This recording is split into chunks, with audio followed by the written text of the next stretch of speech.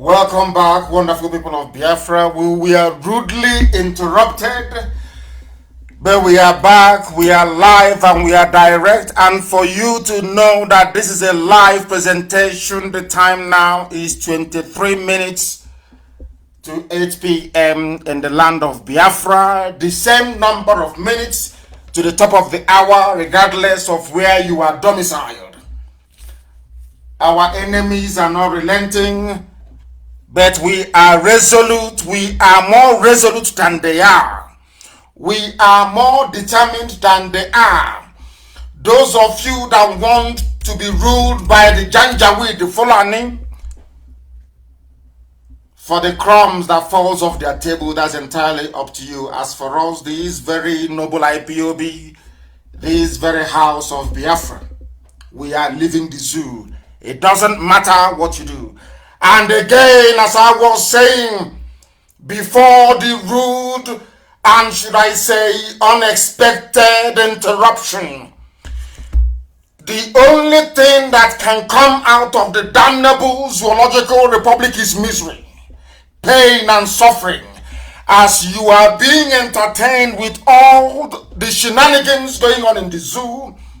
Your towns and your villages are being taken over. I said it before and nobody took it seriously, but now it is coming home to roost. The northern borders are opened, the southern borders are shut. They are streaming in terrorists, and with their wares are coming in from right across the Sahel. They told you January 2020 they will open their borders in the north. It will be visa-free, not even visa-free, document-free entry. And what are they doing? They are coming in, they are in the police, they are in the army. The terrorists are in the army, the terrorists are in the police. What is happening today? Mayhem, chaos, lawlessness, looting and criminality of the type never seen anywhere else in the world. I have been writing persistently, I have been tweeting persistently to ask the British government that created that monstrosity, the zoo. Are you people blind? You cannot see what is going on? Can you not see the level of lawlessness in the zoo? That is the reason why the amalgamation of 1914 was a mistake. The amalgamation of 1914 is a direct consequence of the intervention of the forces of darkness over the fate of the children of light, and that is Biafra. If you want your lives, let me tell you something that you don't know. The Fulanis have no homeland anywhere in the world. They see the zoo as their homeland. Do you know why they see the zoo, Nigeria, as their homeland? Because they have summed up our behavior. They understand that with a little bit of money, once you give the politicians and their elders money, they sell you down the drain. The same thing we did during slavery. The Fulanis now know that with money, they can buy up everybody. And that's exactly what they're doing.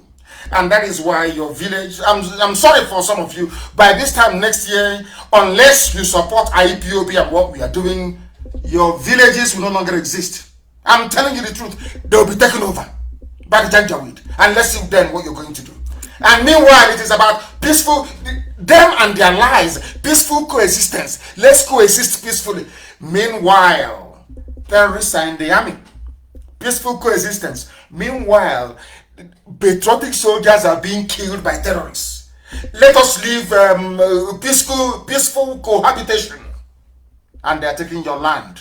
Peaceful cohabitation. Your mothers cannot go to the farm anymore. Peaceful cohabitation. Checkpoints everywhere killing people. Peaceful cohabitation. And your lives are being drained away. Those are their lies.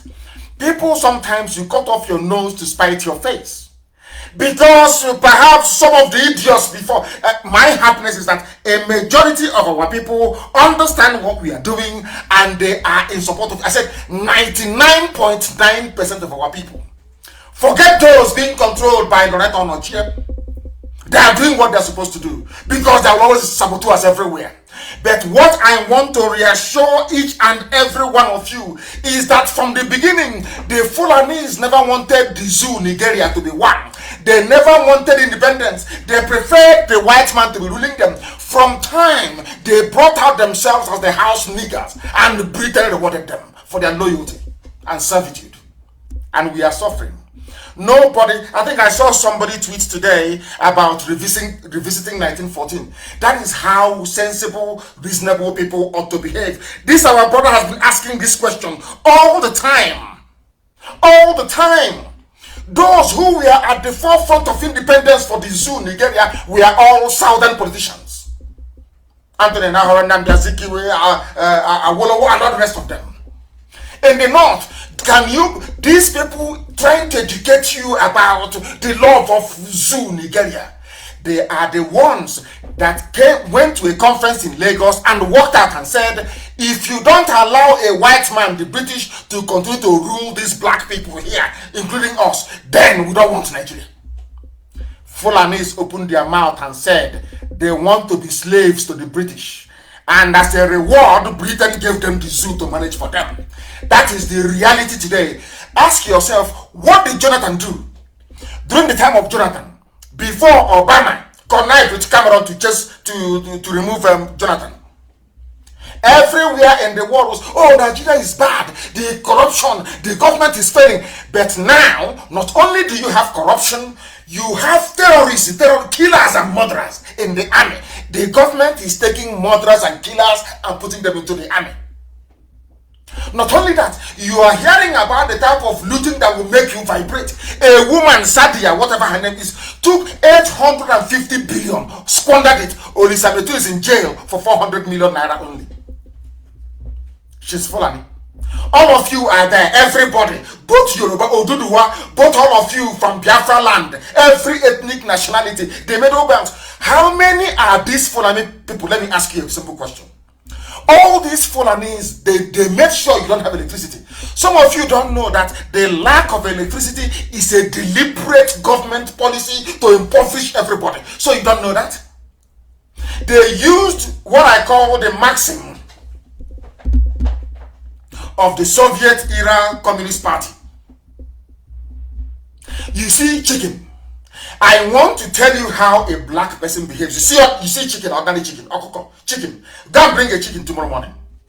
Suffer that chicken very well. Start to pluck all the feathers. Pluck all the feathers from the chicken. You see the chicken will be crying as you're plucking all the feathers away from it. After plucking all the feathers, starve that chicken for a day. Believe you me, on the third day, put corn in your hand or rice. That chicken will come to you. That chicken will forget what you did to it. It will forget all the pain and all the torture. The only thing that matters to the chicken is that piece of rice you have in the palm of your hand. That is the way that black people behave. That is the way that the British made us behave. That is the way that the Fulani Janjaweed is making us behave today. No matter what they do to us, it doesn't matter how much they rape our daughters. It doesn't matter how many of us they abduct. It doesn't matter if you cannot get from Zaria to Abuja or from Kaduna to Abuja. It doesn't matter how many bandits you have. Nothing shocks us anymore. No amount of bad news is even going to move us anymore. As long as we are hungry and we are crying and we are asking, let us feed the stomach. I said this thing before about black people. When we started this very movement, I said to the whole world that the problem you have in Africa is that a black man can never put away the need of the stomach in order to pursue the liberation of his soul. He will always put the stomach first. And that is the mess we're suffering today.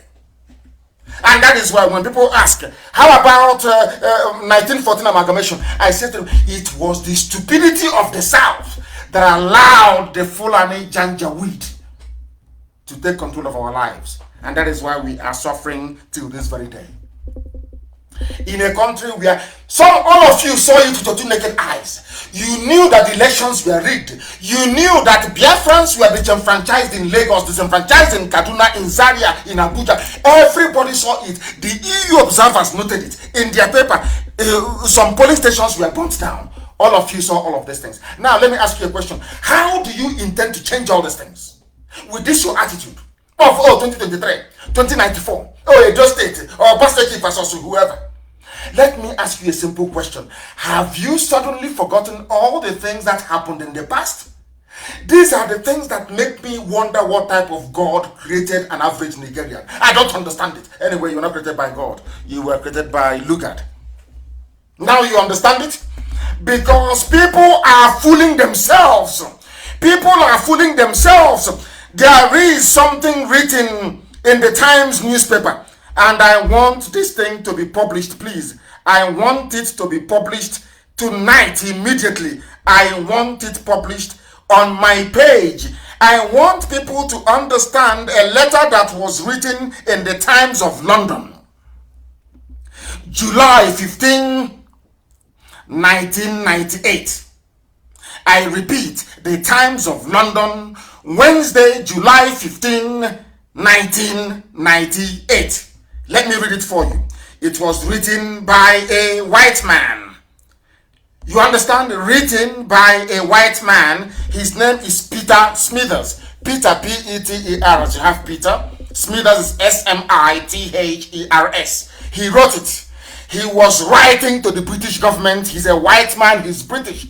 As I said before, the British people are very conscientious. An average Briton is a nice human being. An average Englishman, an average Scottish man, an average Welshman, an average Irishman. They are wonderful, beautiful people. But once you take them away from the streets of London, or Belfast, or Glasgow, or Edinburgh, the case may be, or Cardiff, and you put them in the Foreign and Commonwealth Office, dealing with colonial matters or dealing with Africa, they turn into beasts. They turn into monsters. I don't know why. Somebody wrote a letter. It's called the Nigerian Lesson. This is in the Times of London. As I repeat, Times of London, Wednesday, July 15, 1998. Somebody kindly sent it to me, and I'll read it so that the whole world may hear. This is from Sir Peter Smithers. He's a knight of the realm. The proper sir, not the sir you have in the zoo. These are the proper, these are the knights of the realm of the British Empire. Now listen. Sir, I'm now reading verbatim the letter written by Sir Peter Smithers to the Times newspaper of London. Listen, sir. During the negotiations for the independence of Nigeria, the view of the Secretary of State at that time, with which I agreed, was that in Nigeria, we should attempt to put together a large and powerful state with ample material resources, which will play a leading part in the affairs of the continent and of the world. This was attractive, but it involved forcing several different ethnic and cultural groups into a single political structure. The negotiations were complex and very difficult. The chief problem, as I recall, or I remember, relating significantly to the control of the police and of the military. Listen carefully, please. In the retrospect of 40 years, it is clear that this was a grave mistake, which has cost many lives and will probably continue to do so. It would have been better to establish several smaller states in a free trade area. Even some British people realized after 40 years of failed experiment called Nigeria. Sir Peter Smithers, who worked in the zoo colonial desk, he is writing, we wanted to build a country that is so big that we can control, more or less. And that very big country, our problem then was who to give the police and the army to. And they gave it to Fulani. The man is now saying, with hindsight, after 40 years, many people, he wrote this thing in 1998, oh, not 2020, 1998.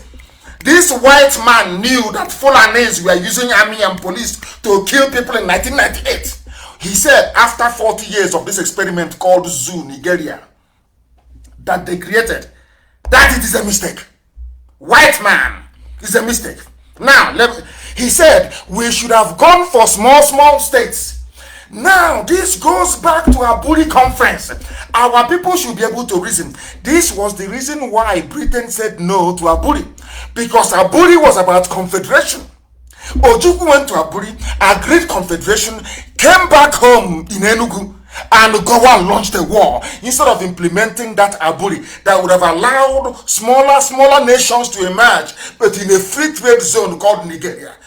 Gowon said no because British told him to say no. Because Britain wanted a large country that has influence in Africa that they can control. But to achieve that control, they needed to place the military and the police in the hands of the Janjaweed, Fulani, Miyetiala. And that was what they did. And that is why we are suffering till today. This man said people are dying. Let me continue. In exculpation, it must be said that we did not then have the examples of the collapse of Yugoslavia and of Soviet Union before our eyes. In other words, the man is saying that Nigeria, the zoo you have, Nigeria to some of you, is the same thing as Yugoslavia, the same thing as Soviet Union. And it is bound to collapse. That is what this man is lamenting in 1998. He is saying, we did not have the benefit of the collapse of Soviet Union or Yugoslavia to tell us what to do in the case of the animals in the zoo, Nigeria. Are you listening? This is from a British man, a high-ranking officer. He is a sir, he's a knight of the realm, Sir Peter Smithers. I will continue. It should now be clear for all, but the willfully blind. This is how intelligent this man is saying. It is clear to everybody, to both cockroach and rat, okay, mochicha, everybody knows it is clear, unless you're living in denial, unless you are a denier of the truth, unless you are foolish. This is from a white man, please, not me. Unless you are willfully blind to see that it is extremely dangerous to force diverse racial and social entities into a single rigid political structure such as that which is being built upon the foundation of the Maastricht Treaty. This man was saying the reason why Britain left the EU, the reason why Britain opposed, some of you don't know what is Maastricht Treaty, but I will tell you some other day. It was a treaty of European Union that Britain refused to sign. This man is saying the same mistakes of the past we are about to repeat. What is that mistake? To willfully join together. He said it is extremely dangerous. A white man is saying is that Nigeria as it exists today, Nigeria, is extremely dangerous because you are forcing diverse racial and social entities into a single rigid political structure that is unsustainable. Now, recent history, according to this man, Peter Smithers, sir, of course, he's a knight of the realm. Recent history suggests that it would be best to complete the development of the common market and to call a halt to political integration in Europe. These are the people of Brexit. They don't want Britain to be a part of one big political superstructure. The man is saying the same thing we built in Nigeria that is costing lives. And who is this man that wrote this? He said, I am, sir, your obedient servant, Sir Peter Smithers. Listen to his title. Parliamentary Private Secretary to the Minister of State and the Secretary of State in the Colonial Office from 1952 to 1959. And he lives in Vico Makote in Switzerland. Are you listening? These are people that knew that putting a country together, people of diverse social backgrounds. In Igbo land, am I the same thing with a Fulani man? The answer is no. I am related to Efik, to Bibu. I'm related to Asian, as they call it, Upiaja. I am related to Igonomigo, the people who are there. I have relationship with Urobo. I know I can relate to Isoko culture. I can relate to Ishekiri culture. But can I relate to Fulani culture? The answer is no. Maybe even to an extent, I can relate to Yoruba culture, Yoruba culture, to an extent. But do you think I can ever relate to Fulani culture? Of course the answer is no. Because Fulani runs a feudal system, a rank-added system, where one big man stays at the top and gives you tea in the morning and asks you to go and stone somebody and you can do it. That's what they do. Do you see the difference between an egalitarian society and one that is so structured that order will come from the emir or from the Sadiki or whoever? We are not like that. That is not democracy. And that value system was what the Fulanis brought to Asorok. These are the things that your so-called social scientists and your political analysts don't understand. What is playing out in Aso Rock today is the same Janjaweed feudal system, where one person stays at the top and just keeps distributing money that they did not work for. Money that they didn't earn. That is what is happening in the zoo. That same thing was what they brought to the center in Aso Rock, and some of you are too blind to see it. When we tell you that the zoo, Nigeria, is unworkable, try to understand there is no nation on this earth where you have divergent values, divergent cultures and traditions welded together into a nation is a lie. People might say to you, oh, how about USA? Everybody is there. Yes, but if you're coming into USA, you are swearing an oath of allegiance to the Constitution. That Constitution is an Anglo-Saxon Constitution. It is a reformist Constitution, not even Catholic. Not Catholic, it's Pentecostal. The Constitution of America is Episcopal. It is not Catholic. It is not. That was why they were saying that Kennedy was the first and only Roman Catholic president in the USA, in US history. Are you aware of that? John Fitzgerald Patrick Kennedy is the only Roman Catholic, in fact, people were speculating that he was killed because of his Roman Catholicism. Because the US Constitution is more Lutheran, reformist. Those of you who are aware of Protestantism and the Reform movement away from Rome, that was how they built it.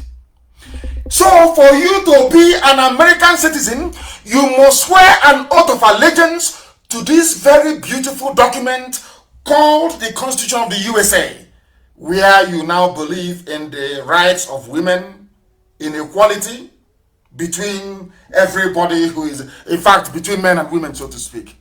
Where, whether you like it or not, you have to agree that man can marry man, woman can marry woman. It's freedom. Are you aware of what I'm saying? Now, once you swear an allegiance, you abandon or you jettison whoever you were before, you become an American. Do such things happen in the zoo?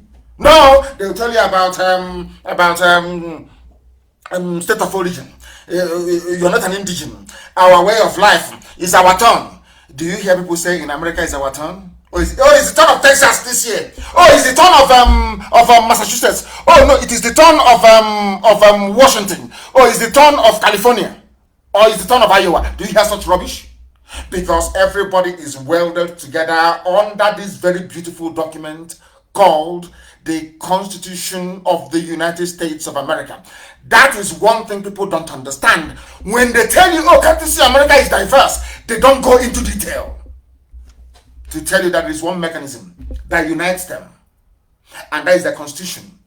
And that Constitution was drawn. In other words, for you to become an American citizen, basically you're saying, I want to be an Anglo-Saxon. Because those who that founded America, the Pilgrims, they traveled from England. They are English people from Southampton on a ship called Mary Rose. They traveled, that was why they called it New England. Where they landed in Rhode Island, they called it New England. That's where they came from. Before the Dutch, the Germans started flooding in. And you know, when they got to America, they said, we are going to build a society where every man is equal, because in the England they are coming from, the king is saying that he was appointed by God. He can do whatever he likes. They said, no, we are going to build a modern society based on the values of the Greco-Romans, which is Republic, which is Biafra. Do you see why we cannot be in the same country with those who aspire to enslave and to conquer us? That is for a British man. Now, let me ask this very simple question. This is one thing I say about the brain of a black man. I don't understand it, how it works. If after 300 years of the union between Scotland and England, Scotland can hold a referendum, till tomorrow morning Scotland is saying they want to hold a referendum. If Scotland of only 5 million people can say they want to go, the size of Imo State, If they can say they want to go and Britain will say, oh, no problem, or England will say, no problem, have a referendum. If people agree, you can go. Why can't the same thing be extended to us? Now that is what I call proper British racism. Oh, you are giving or considering referendum to Scotland because they are white people. You are saying no to Biafrans because they are black. I need people to understand this. And it is quite bizarre that till today, anything Britain says, it's what goes. Now, I want to ask people, if that is the case, if anything that Britain says goes in the zoo, Nigeria, tell me where your freedom lies then. Where is that freedom you claim you have? To have your own passport, to have your own flag, and all the rubbish that comes with it. A very simple question which zoo people can never ever answer. Scotland has the right to be free, but not Biafra of over 70 million people. Tell me what type of race you're doing. Black Lives Matter. Tell me what other form of racism is worse than that one. So, oh, whites can be free in Europe. They can be free. Scotland can have devolved parliament. But in Britain, no, we need Nigeria to be one. Always one. Why? Because you're God. Because you're white, you're British, you're God. You decide what happens. You decide who lives and who dies. You're playing God. Ordinary, and I won't say ordinary, Scotland is very great, of course. Scottish, only 5 million people, they can be free if they want to be.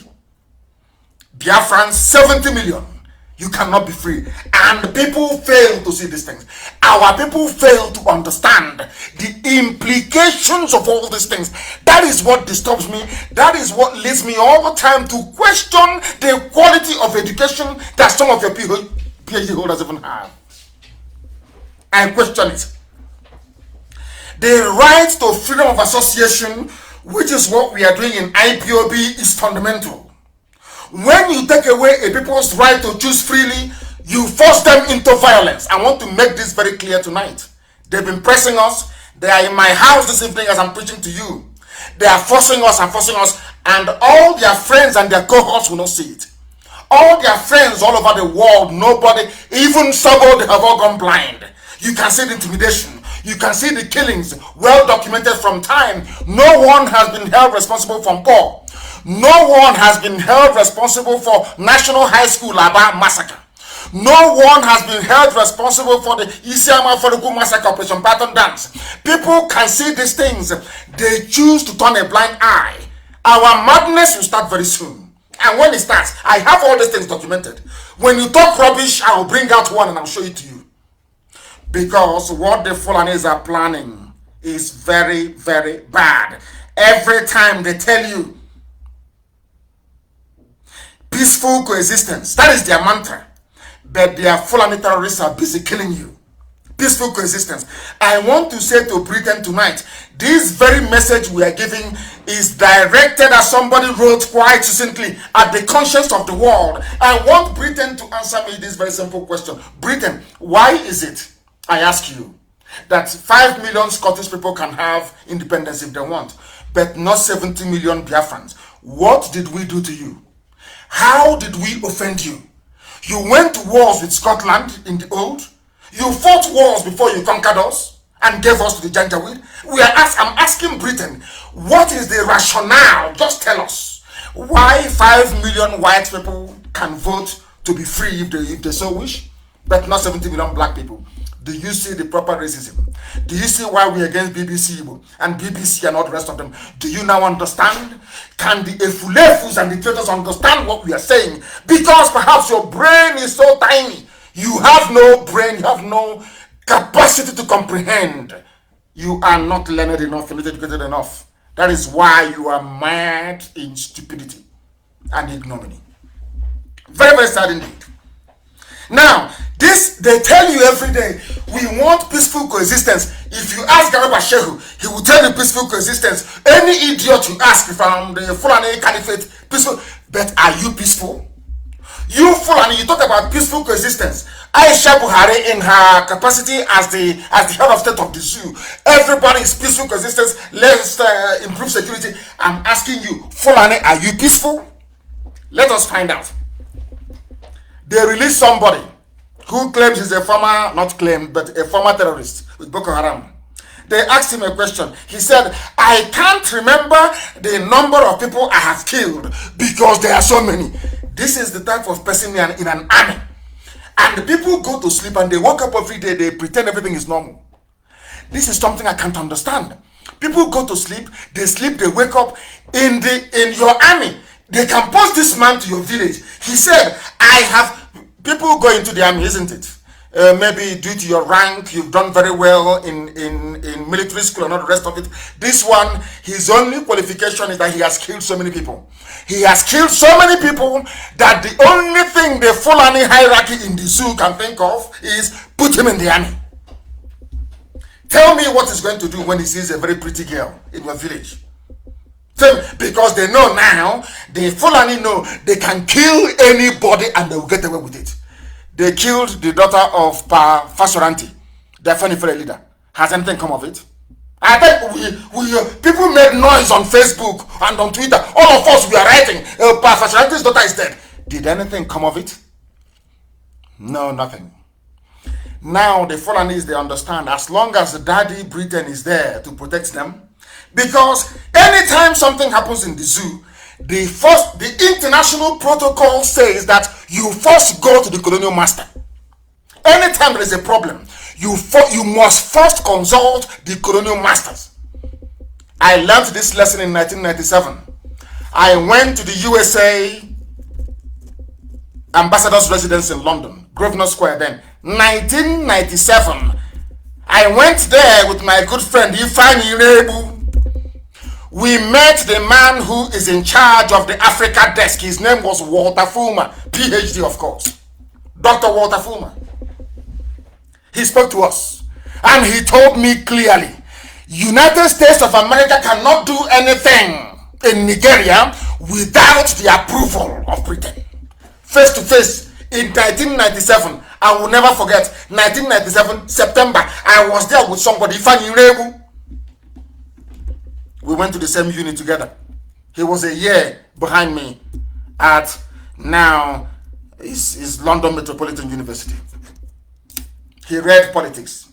I did politics and economics, political economy. Ifani Rebu, I left. Oh, Chineke, my goodness. He told us we cannot do anything without the say-so of the British. Face to face. The places we have been to, the things we have seen on behalf of Biafra, you won't believe it. You can't believe it. Now, let me tell you something you don't know. His name is Usman. He is one of the 602 ex-Boko Haram terrorists who completed their de-radicalization, rehabilitation, and reintegration program in July, according to a report by a Zoo newspaper. Now they asked him, he said he is thanking the Nigerian government for giving them a new life. Usman said, none of us was killed during the de-radicalization process. I really enjoyed my stay in the camp, but people who are not armed are being killed. All of you are quiet. All of you must remember what I'm saying. And my happiness is that every program we make, we have it in storage somewhere. You people are here now, laughing, drinking your gulda, having fun. When people who are not armed, just holding a meeting, they are being killed. The army of the zoo, their police is in my house, in Isiama Faruku, terrorizing people. Whereas somebody that said, I have killed so many people, I can no longer count. That person is in the army. But those that have not killed anyone, the army is in their homes killing them. Now tell me how stupid people can get. You think we've forgotten? No, we have not. I'm saying all these things because when our own madness starts, you will not blame us. Now, somebody who has killed so many people he cannot remember is in the army. A group of elderly mothers who have not killed any fly in their life, they are being besieged by the police in Abia State. And I wrote something on my page before I came on air. And I said to Britain, you will not warn your lapdogs now. You won't warn them. The day our madness starts, it will be Britain who will be at the forefront, saying that what Nnamdi Kanu and his volunteers are doing is not good. They will be the ones propagating it for the Fulani, because the job of Britain is to keep the zoo one. It is here, official. But the same Britain was instrumental in the collapse of Yugoslavia. Margaret Thatcher was instrumental in the fall of Soviet Union. But because those people are whites, they're Europeans, they're whites now, they deserve freedom. You people in Africa, according to British government official policy, you are niggers, you are nothing, you are animals, you don't deserve to be free. That's why we're in bondage. Do you think that Britain cannot call up the Janjaweed and tell them? Do you think that they cannot call up the Janjaweed and tell them? They can't tell them to go back to Aburi. Britain has the power to say, go back to Aburi. But they will not do it. Do you know why they won't do it? Because to them, you are not a human being. Forget all the wishy-washy, hypocritical, equality garbage. No, they don't believe in it. You are nobody to them. Before their sight, you are a nobody. That is why the army can go and recruit murderers and killers. Has Britain complained? No. Has anyone complained in the world? No. Have you heard of European Union, any world power complaining or saying to Nigeria, how can you bring murderers and killers into the army? No. No. Because we are nothing. Because we are blacks in Africa. Unbelievable. Now I want you to listen to this, please. Very, very important. So these are people telling you about peaceful coexistence. That is have this in mind. Anytime Fulani wants to commit atrocity in life, they always come up with a slogan. When the late Buhari took over power in 1983, he said war against indiscipline. Do you know what he did? He went back and started killing Biafrans. He was killing Biafrans who were in jail before he overthrew Shagari. The same man, that is the hypocrisy of the Fulani, the same man telling you about treason, committed treason himself by overthrowing a democratically elected government. But his supporters and Tinubu never saw it. They never complained. The whole world is he's a reformed Democrat. That was what they said. Because they wanted to sell you a very bad product. They said peaceful coexistence. Now let us ask ourselves this question. Those in southern Kaduna, are they living peacefully? Are they Biafrans? I want every ethnic group in Nigeria, I want everybody in that zoo to understand this very simple logic. The Fulanis can never love you.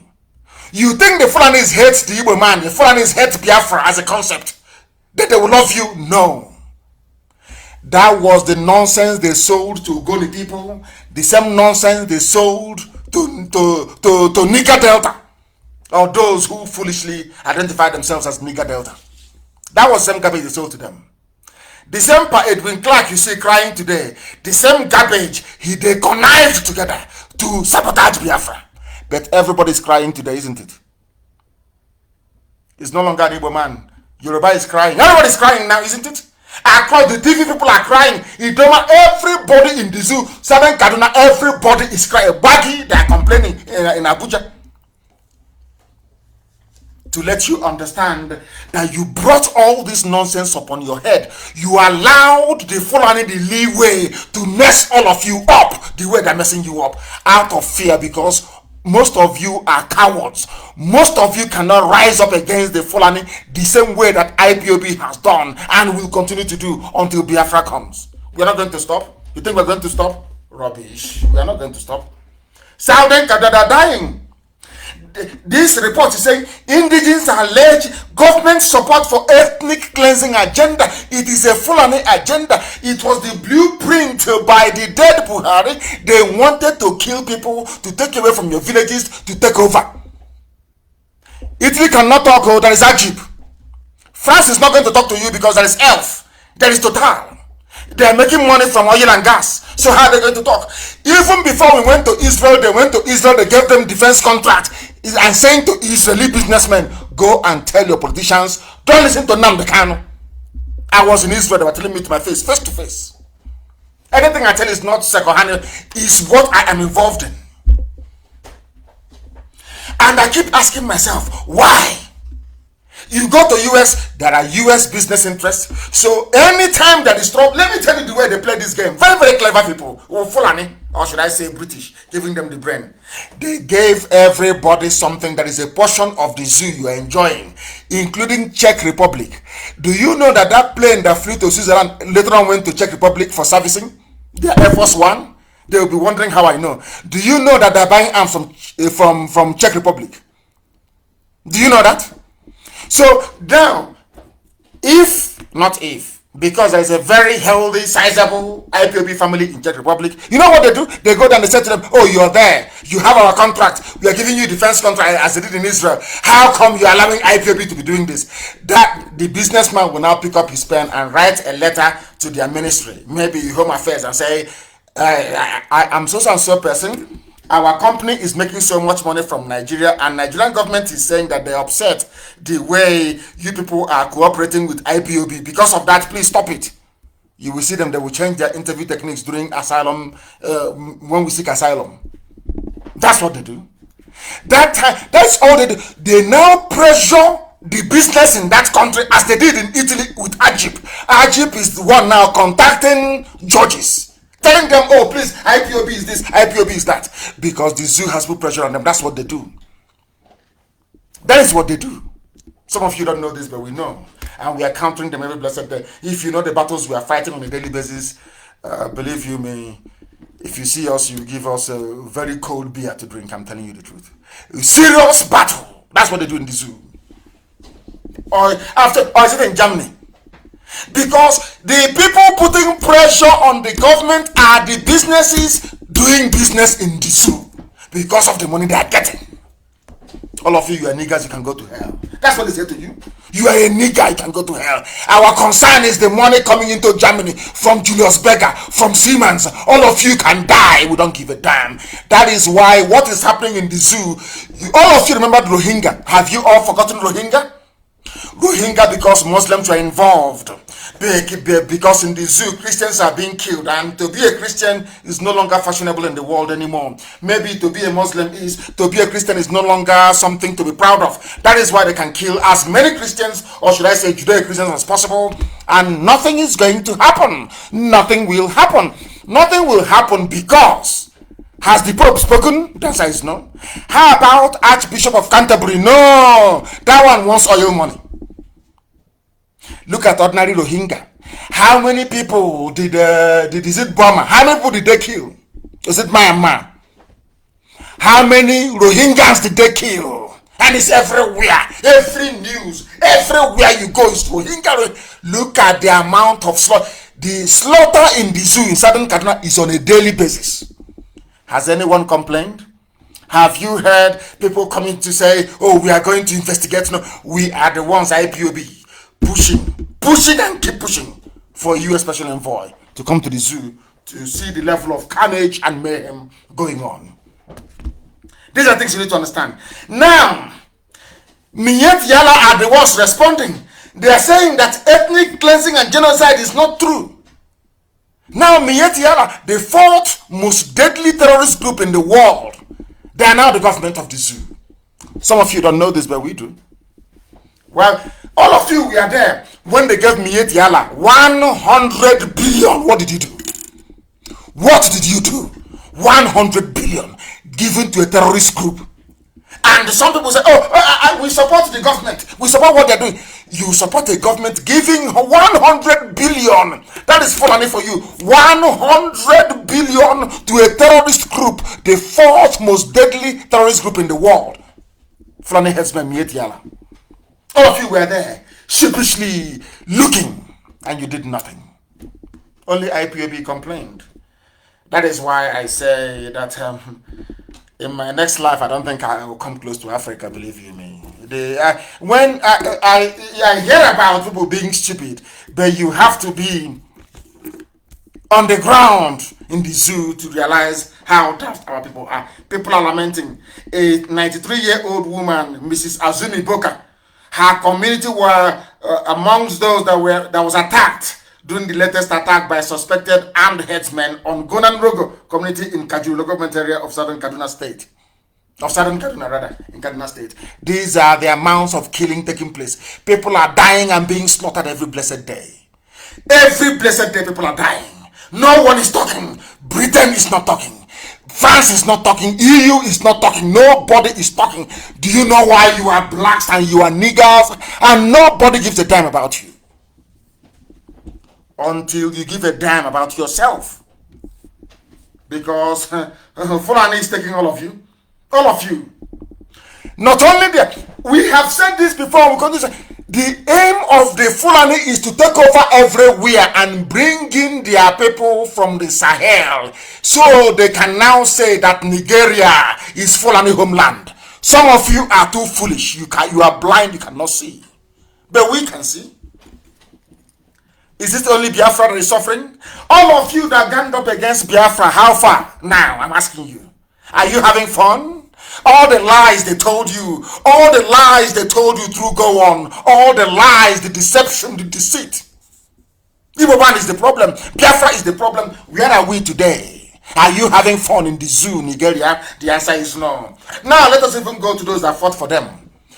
The bulk of the soldiers, I keep saying this all the time, only if the soldiers can put the need to save their lives and their communities over and above their stomach. Those that fought the war were those from the Middle Belt, or maybe those from Kanu Borno Empire, which is Borno State.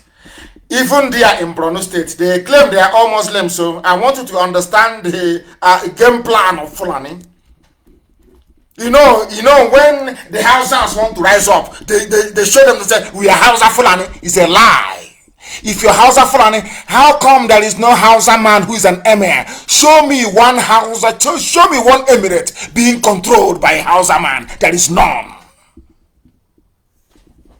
And that is where all of you are heading to.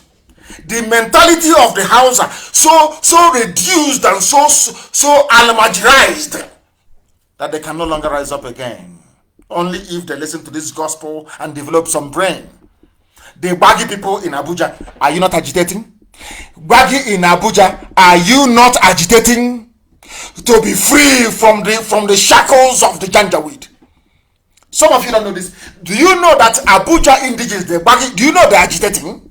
People don't know these things, you know. Do you know that most of them are Christians that they're agitating? They said, oh, the North is Muslim, the North is one. Rubbish, pure rubbish. If the North is one, why are they attacking the home of the Shehu of Borno? Why are they attacking it? You know that it was only the Borno people that resisted the Fulani when they came. The Shehu of Borno fought them. You know the Fulanis, they don't forget. They've not forgotten. That is why the height of the terrorist activities going on in the zoo is in Borno. Fulani wants to break Borno at all cost. Do you know that people from Borno State are not Hausa people? Are you aware of that? Do you know that people from Borno State are not Fulani either? Do you know that people from Borno State are being killed by Fulani people? You don't know this. But on this platform, on this radio station, we will tell you, we will teach you, we will educate you, we will enlighten you, so those things that are hidden are revealed to all of you. Kanu Borno Empire has never been and will never be loyal to Sokoto Caliphate. That is the problem. The problem is that they refuse to relinquish the title of Shehu of Borno. They said no, we will not relinquish it. They said no. They said, okay, we are going to keep killing you. They keep appointing their Fulani emirs alongside the Shehus you have in Borno. Now, some of us think because they're all Muslims, somehow they are one. No, they are not. They are not. That is why the northeast of the zoo has no peace. That is why most of the monarchs they have been killed by Boko Haram. That is why Boko Haram is in Borno, killing them. Who are Boko Haram? Boko Haram are Fulani Janjaweed, by another name. Of course, I do sympathize with them because Muhammad Yusuf was killed by the police. So they have every right to agitate or to get angry. Today they are all calling them terrorists. That is why most of the monarchs you have in Borno are dying. And if you go and do your research, most of the people dying in Borno State are all Shehus. No Emir has been killed. The people they are killing are the Shehus, the original Aborigine, the owners of the land are being killed. Owners of the land are being killed in Borno by the Fulani. But you don't know this? Owners of the land in southern Kaduna are being killed. And I keep asking people, Fulani had a matter. How many are these Fulanis terrorizing all of us? Everybody. How many are they?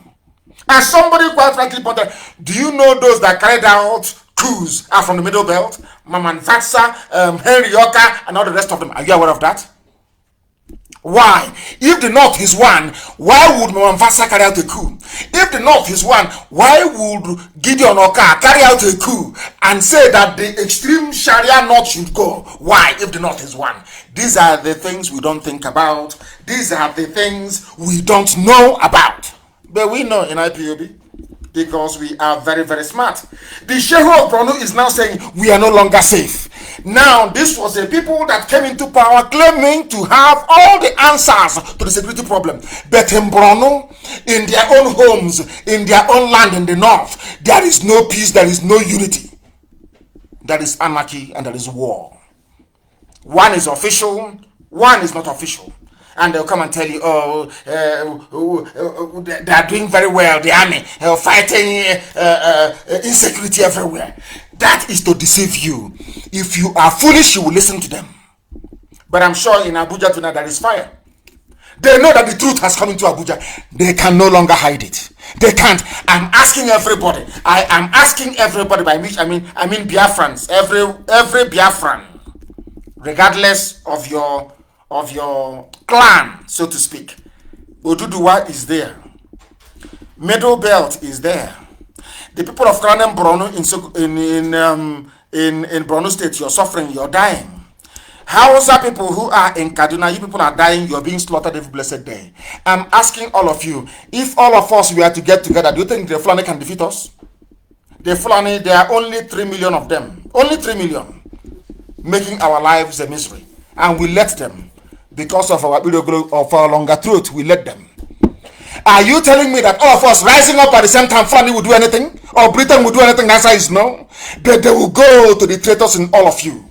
They will go to the saboteurs in all of you. Give them some money. They start to make noise. And the idiots will begin to fall by the wayside. Because you're not strong. You are black. You're from Africa. You're not mentally resilient. You're not strong enough to resist, as we have been doing.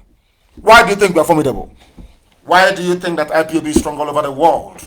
Because we are on... You cannot bribe us. You cannot buy us. No, of course they know that. That is why they are angry with us. That is why they will go to my house and try and surround it thinking that intimidation works. They know it doesn't work with me and can never ever work. And very soon they will get their comeuppance. They know that very well, that we cannot retreat nor surrender. It doesn't matter how many entities they buy up. It doesn't matter how much they give to Facebook. It doesn't matter how much they give to YouTube. It doesn't matter how much they pay Google. It doesn't matter how many media houses they buy over. It doesn't matter how many consultants they have all over the world. We are unstoppable. This IPOB must march. We are unstoppable. The man cried out, Shehu of Borno, Wallahi, we are not safe. Shehu of Borno cries out. His eminence, Shehu of Borno and Hajabaka, Ibn Umar Garbai El Kanemi, on Friday decried the Borno state is no longer, he said the Borno state is no longer safe following an attack on the convoy of the governor, Babakana Zulum. In another part of the zoo, these are the people that came into power. Say, oh, Jonathan is weak. Jonathan cannot do anything. Jonathan cannot fight Boko Haram. Let's give it. Upon all the money they have squandered, upon the goodwill and the love of Britain, the protection of a father over their child, because to the British, the corrupt worms in them, the Fulani is like their baby. You don't know that? When Tony Blair came, where did Tony Blair go to? Where, I ask you? Where did Tony Blair go to? Where? All of you, the same thing they did to the Middle Belt. You know, what the Fulanis do very cleverly is that they take you off one after the other. If they see you are the problem, They go and bribe people who are around you. They bribe people who are around your village. They bribe people who are around your ethnicity to destroy you. Once they have finished doing their job, the Fulanis will not descend on them. Ask Middle Belt now. Who fought the war? Is it not Middle Belt that fought the war? Where are they today? Are they not the ones crying? Are they not the ones complaining? The Sheikh of Borno is complaining. This is what the Fulanis do. And they will consume their own poison and they will be destroyed. Do you know why? Because they're dead to attack the children of light. They will all die one after the other. And what I said to them, by the time we are done, there will be no Fulani Emir in the north. They should write it down somewhere. The Hausa people will wake up from their stupidity. The Hausa peasants will wake up from their idiocy, from their stupor, and chase them away. You see what will happen. Then you know that we serve the living God in heaven. We are live and we are direct and the whole world is listening. They tried to interrupt us earlier, but we are here. Sokoto Caliphate wants to conquer the entire north, especially Keren Borno Empire, which is Borno State. They want to conquer them completely. That is why they keep releasing repentant Boko Haram to go and do more harm to the people of Keren Borno. That's what they want to do. That is what they are doing. They want to destroy the Kanuri tribe. The Kanuri tribe that, you know, when Britain advised them, forge this alliance with everybody. First of all, subdue, attack the Igbos, destroy them first. And that was what they did. What did they do? They went to Kansarawiwa, they went to Adakaboro, they went to all of our people. They keep deceiving them, they keep talking to them, they keep convincing them until they fell. After that, what happened to Kansarawiwa? Who killed Kansarawiwa? The same Fulani. Who killed Adakaboro? The same Fulani. Yet people don't learn from the Niger Delta. They don't learn because their brains are empty. I'm not insulting anybody. I am just telling you the truth. Now, listen very, very carefully to this. Army, what are you doing? No. According to the mask wearer, the claim is Buhari. Insecurity. Nigerians know we have done our best. You have done your best that you are in Isiama Faruku this night with your army and police. But you're saying you don't have soldiers to go and meet terrorists in the north. We have done our best. That is a signal to Boko Haram, a signal to Minyetiala. Do anything you can. Britain have now given us the green light. We can take over the whole place. That's the meaning of this. If you guys say, oh, we have done our best, there is no condemnation. Nobody is condemning them. This was a news they carried. Ismail Sorok, he says that they are saying that the regime, this very regime, had done its best as far as fighting members of Boko Haram is concerned, and the militants in the south. And I ask the whole world, our people in the coastal land of Biafra, are they fighting? Is Avengers fighting? The answer is no. Is anyone fighting? The answer is no. But you see how clever the Fulani thing they are. They had to smuggle in south. So that when Britain is going about around the world lobbying for them, Britain will say, oh, it's not only in the north that is problem. There's also a problem in the Niger Delta area of south. Do you see? I don't know why people don't, why we black people we don't reason. Do you see what Britain is doing? Do you see their game plan? So we have done our best in fighting Boko Haram and also in the south fighting militant. And I'm asking them, where are them? When was the last time there was militancy in the south? So-called, or should I say, in the southern part of Biafra land? None. But they will keep quiet. They keep quiet. Igbo man is your problem. You see it? They now had to smuggle in. Everybody was there when Avengers was doing something marvelous. And the governor stepped in and said, no, Avengers, no, take money. Stop. And they stopped. Since then, have you heard of Avengers again? The answer is no. Why are they including South in their nonsense of insecurity? That is to tell you how evil and dubious people are. And it's a very big shame that our people allow them to get away with it. All of us are allowing them. Now, can you imagine Oduduwa and Biafra coming together? Is it not game over? Is it not game over? But the Muslims who are within Oduduwa will not allow that to happen. That's the way it is. but it is too late. It is bound to happen anyway. It is bound to. That thing that Azikiwe and Awo failed to do, this generation must do it. To put an end to all this rubbish that is happening in the zoo. If you are doubting us, let me now give you the confirmation of what is going to happen to all of you. Those of you who are listening in Abuja, those of you who are listening from Moscow, in Russia, all over the world, listening to this, because the whole world is listening. People are listening via app, you are on my Facebook page, people are listening via FM, others are on satellite. We know the whole world is listening. Let me tell you what is going to become of your village in 50 years' time. This is a headline from a Zoo newspaper. Tension heightens in Jos over alleged plan to install an emir. In Jos is a Christian territory. Jos.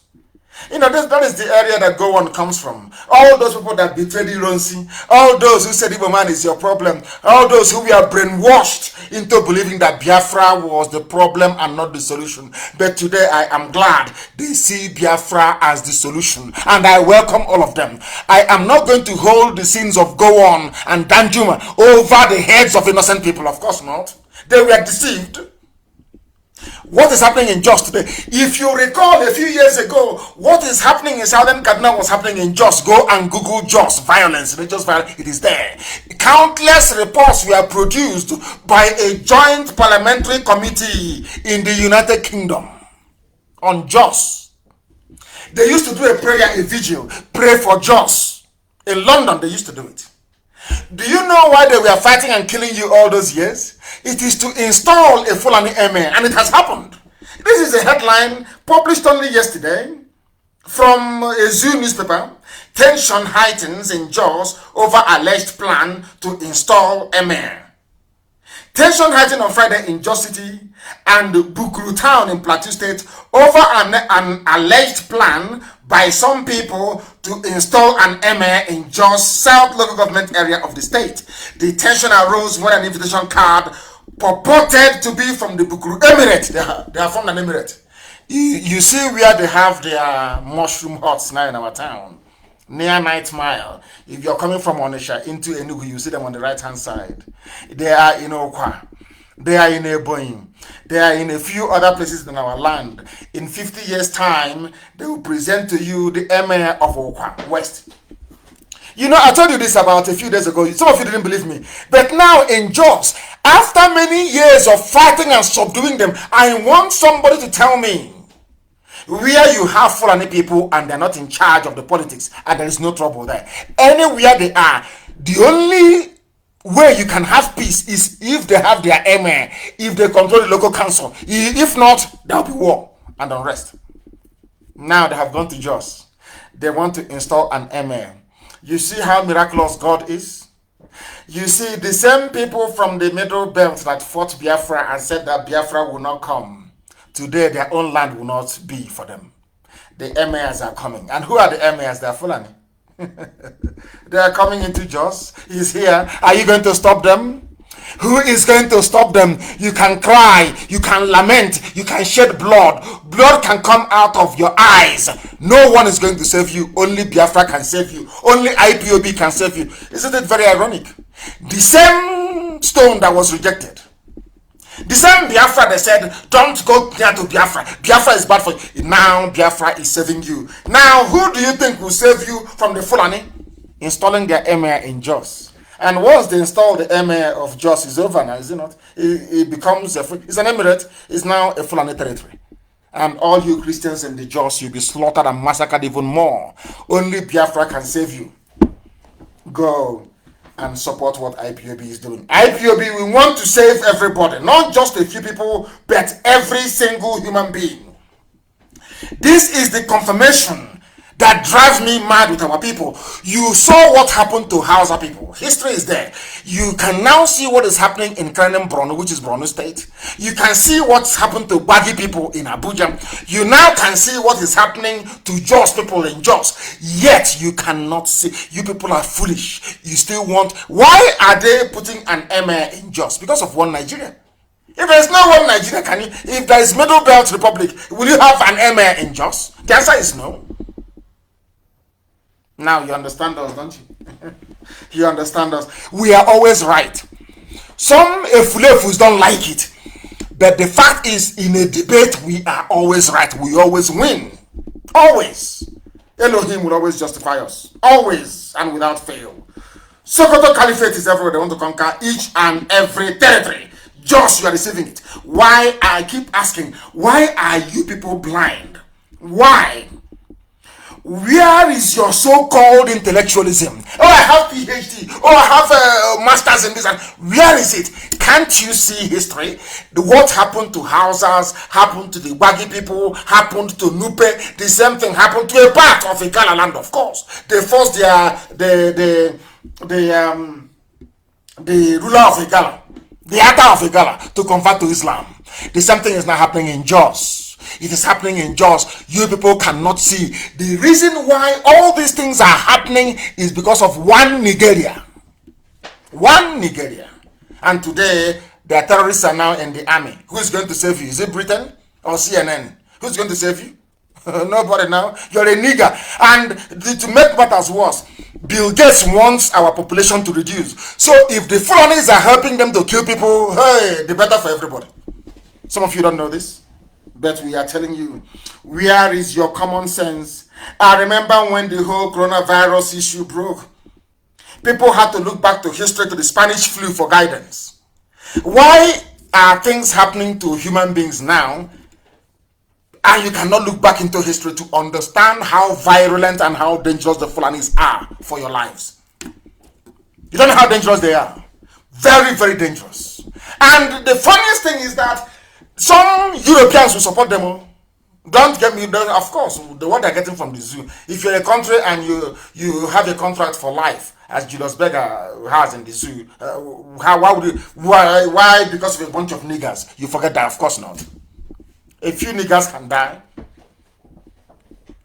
whilst you keep cutting away your money. The reason why history exists is so that you can look at it and learn something from it. Look at Southern Kaduna. There is a comprehensive report released by the Center for Inclusive Governance and National Development on the role of the federal and Kaduna state government in promoting the killing of the indigenous people by their Fulani kindred. Are you listening? Federal government of the zoo, Nigeria, in conjunction with Kaduna state government, are killing people. This is the report. Now listen. Kaduna state and the federal government, they have provided an enabling terrain for Fulani terrorists to eventually take over the whole of southern Kaduna and other parts of northern Christian communities through deployments of heads of security agents who are purely Fulani Muslim. As I told you before, police Fulani, army Fulani, civil defense Fulani Muslim in Christian communities. That is why they don't want you to be free. That is because only under, people must understand this. The reason why because you are under one Nigeria. Once you're under one Nigeria, they can deploy, the IG of police can put Fulani men anywhere they like. You cannot stop them. Now you understand it, don't you? You understand it? Now listen very carefully, please. The approval and granting of a biased, brazen and sudden request from Governor El Rufai that all policemen of Southern Kaduna extraction should be transferred out of Kaduna State. You don't know this, but we are telling you. Do you know that the governor of Kaduna State, rather than have the policemen from Southern Kaduna, indigenes, police their communities, they said no, transfer them outside the state so you can bring them Fulani and they'll be there, they'll fold their arms as their terrorists are now slaughtering you and you do nothing. Only Biafra can save you, can save all of you in the zoo. Only Biafra can save all of you. The approval now has to tell you something. This was granted since 2017 by the former Inspector General of Police, Idris Mohammed. Idris Mohammed signed it as an order that no Southern Kaduna policeman should be deployed to Southern Kaduna. Instead, ship them out and bring in Fulani. So they'll be there watching as people are being slaughtered. Since the creation of Kaduna State, that all the combination of all the heads of agencies deployed to serve are skewed in the interest of Fulani people. Now you will be surprised That was the same man that paid terrorists to stop killing indigenous people. Now, who is the governor of Kaduna State? He's a Muslim. His name is Ahmed El Rufai. Who is the deputy? Hadiza Balarebe, Muslim. Who is the speaker of the House of Assembly? Yusuf Zailani, Muslim. Who is the chief judge of Kaduna State? Mainly Christian state, to remind you, Mohammed Lawal Bello, Muslim. Who is the Attorney General of Kaduna State? Aisha Diko, Muslim. Who is the Army GOC in charge of the area? His name is Major General Muhammad Usman, Muslim. Who is the commanding officer? 313 Artillery Regiment of Kaduna, Lieutenant Colonel A.K. Muhammad, Muslim. Who is the Air Force officer commanding Kaduna Air Force Base? Air Vice Marshal Musa Mukhtar, Muslim. Who is the commander of the Nigerian Air Force Base, Kaduna? Group Captain Haidi Ahmed, Muslim. Kaduna Naval Command, they have Naval Commando. Well, there's no sea there, but they have Naval Command. That is the zoo for you. Rear Admiral Tanko Pani, Muslim. Who is the Commissioner of Police in a predominantly Christian state in the north? His name is Umar Muri. He's a Muslim. Who is the DSS man inside Kaduna? His name is Idris Ahmed Koya. He is a Muslim. Who is the commandant of the Civil Defense Corps in Kaduna? His name is Babangida Ututsema. He is a Muslim. Who is the controller of the prisons in Kaduna? Sanusi Dan Musa, Muslim. Who is the immigration controller in Kaduna State? His name is Mr. A.A. Bauchi Islam. Who is the Corps Marshal? That's road safety in Kaduna State. His name is Garoba Rimi, Muslim. That's how they roll. You see, very few Fulani, but they occupy everything. And instead of ordinary people to open their eyes to see what is before them, they are busy squabbling and talking about one Nigeria. Talk about one Nigeria and you die in it. Now, everybody knows that Kaduna State is known to have a very large Christian population. They are dominant in at least 10 local governments out of 23 local government areas of the state. But a state which has 8 heads of security services, saddled with the responsibility of securing the lives and properties, however deliberately selected to be Muslims, no Christian in it. No Christian whatsoever. That tells you all you need to know about the zoo and how the Fulanis operate. And that is how they steal your mandate. They bring somebody from number 4 to number 1. And nobody can complain. That was how they finished off Zangon Kataf, the government area, where El Rufai mandated a committee to produce a white paper that will help him take the land of the people and give it to the Fulani terrorists. These things are happening in a place where they claim they have democracy. And all of you are quiet. The more you are quiet, the more the Fulanis will decimate all of you. Now, the zoo, remember, these same people, let me tell you how, you'll be wondering, how do they make their money? How do they keep all of you quiet? How can you have only 3 million people controlling 200 other million people? How is that possible? Because Fulani knows how to steal. They know how to steal very, very well. And I must give them credit for it. They also know how to share. They know how to distribute their largesse. They know how to do that very, very well. Now listen very carefully. The zoo was sold to China for 5.3 billion. Have you forgotten? And how many of you can remember? How many of you today can remember that the zoo was a company before owned by the Royal Niger Company, Royal Niger Company, so to speak? Sir Goldie sold, you and I, the Nigeria, sold it to Britain for, I think it was 85,000 pounds or thereabout. I'm sure that Karamondo will correct me if I'm wrong. The whole of the zoo was sold to Britain for 85,000 pounds. Today, they are selling it to China for 5.3 billion. That is to tell you that Nigeria never existed. There's never a country, can never be. Never a nation, and can never, ever be. In other words, as somebody wrote very cleverly, if you have $6 billion now, you can buy the whole of Nigeria. You can buy everybody, any millionaire now, anywhere in the world with common $6 billion. You as Elon Musk is, or maybe Bill Gates. If Bill Gates really wants to reduce the number of people in the world and wants to kill 100 million Nigerians, as he's been planning to do, all he needs to do is to dip hands in his pocket, produce only common $6 billion, and you can buy everybody. China bought sovereignty of the zoo, Nigeria, for 5.3 billion. So with 6 billion, you can also buy, you can outbid China and then buy the whole of the zoo with some change on top. That is how useless and how low our lives are. Very, very sad indeed. So if you have a rich uncle, your uncle can buy Nigeria for you for only 6 billion. You can buy with 200 million people in it. They're all your property. That is how sad life has become for our people. Very, very sad indeed. That is why in the zoo, soldiers are shooting dead legitimate senior soldiers in the barracks, and nothing is happening. And the woman can dip.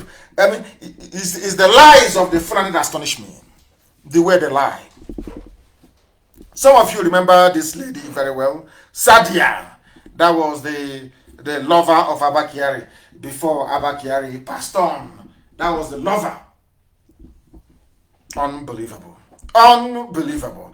That is to tell you how sad life has become in the zoo. How very sad life has become in the zoo. That is this lady. She is called, you know, the palliative lady. Lady palliative. Or hush mommy, as one politician called her. Hush mommy.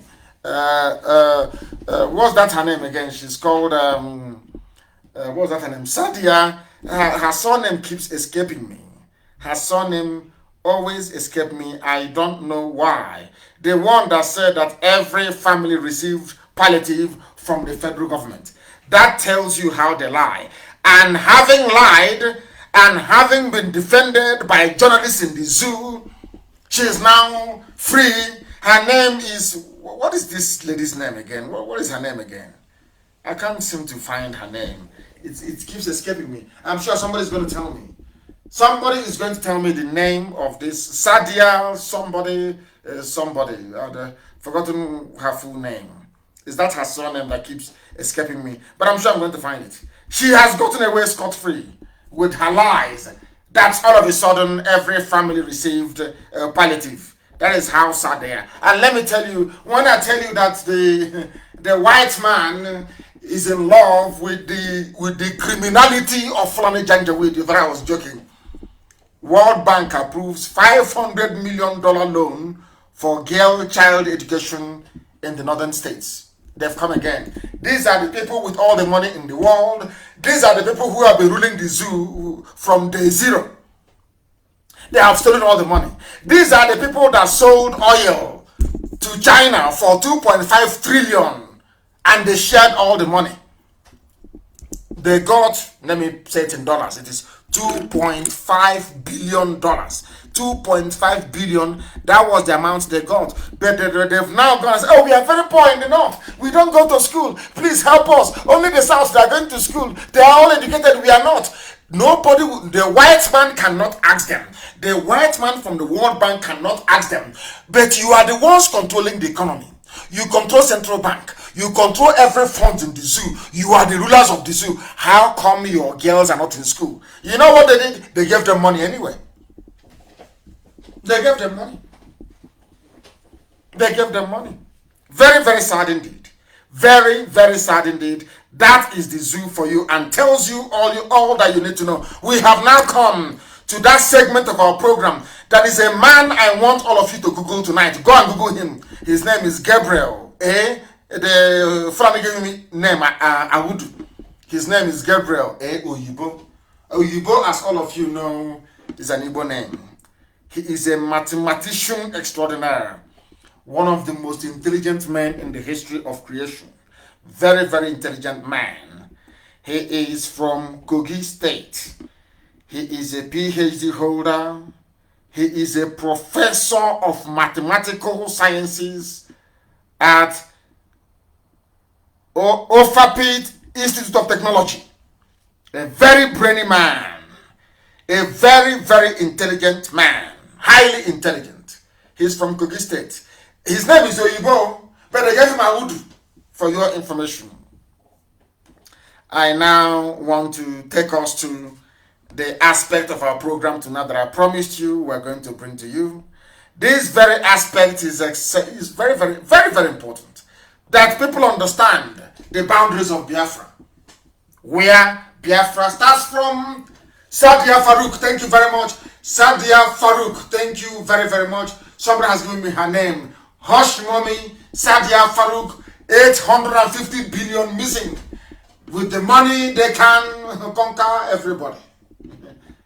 Sadia Farouk, that is her name. That is her name.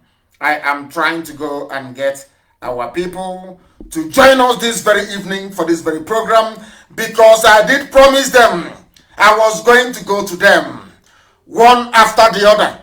I wish they can come and I will ask them questions, ask them where they come from. They are going to tell us, because the whole world is listening, and I'm going to ask them very serious questions, and I'm sure that they're going to answer. I will ask them questions and they will answer. Very, very critical, very, very important. I am trying to get them on the line. Please, before we bring in Owa, can you give us your name and where you are, please? Very, very important. Our lines are not open. Our lines are not open. I am the one making this very call. Our lines are not, don't call. Don't call this line, please. I am the one to call if I need you. Can you give us your name, please, and where you are? Hello, Mazi Nnamdi Kanu. My name is Armstrong Omeje. Armstrong Omozoge Omeje. I am currently in Parkes, New South Wales, Australia. It's currently 6 a.m. in the morning, Sunday morning, 3rd of August 2020. You are in New South Wales, is that correct? In Australia? Correct. Yes, sir, New South Wales. And where do you come from, please? I am from the land of Idu. Biafra what is Idu? We don't know what Idu means. Please clarify for us. What does that mean? Okay, I will definitely, sir. Idu is in a part they call Edo State, present day Edo State. Yes. All right, we are all descendants of Idu. Edo State is a foreign name, such as, and Benin as well. We don't know what this name means, although this name Edo was derived from the son of Oromia. We'll get to that later. Tell me where you come from specifically. Okay. I am from Ekboma in present day Edo. My name of my village is Uhiele. Uhiele. That is where I'm from. So in terms of ethnic designation, which tribe do you come under in present days? Well, they call us, yes, the present days, they call us Esa. Esa, which is not our name, because the meaning of Esa means people who run away, people who escape trouble, which can never be the name of an ethnic group. What is your name? What is your proper name? From findings and research from reliable sources, I found that our real name is Ubiaja. The original name was Ubiaza, but now today is now known as Ubiaja. Although there is a village, one of the villages in the Esan land is called Ubiaja. No doubt about that. Sounds. However, do you know Ubiaja sounds Igbo? Are you aware of that? It is. I know that, sir. I absolutely know that, because we have a very strong relationship together. We are brothers. We are the same people. However, who and who is the same people? Please clarify for me. Who and who are the same people? We and the Igbos and all Biafrans. We are all Biafrans. We've always been Biafrans right from the beginning. So you're telling me that Asian people are Biafran people? Is that what you're saying? Asian people are Biafran people. Even the Afema people are Biafran people too. The whole of Edo State is Biafra. Only the royal family and few families that moved from Ileife with them. Because every part of Edo State is Biafra. Every part of I will get to that. How many piece wrapper does your mother tie, if I may ask? Of course, 2. It's not a new thing. Everybody knows that. 2-piece wrapper. 2-piece wrapper. Ask anyone in Edo State. Do you have masquerade in your village? Do you dance masquerade? Because that's one thing that unites Biafrans as well. Do you have masquerade in your village?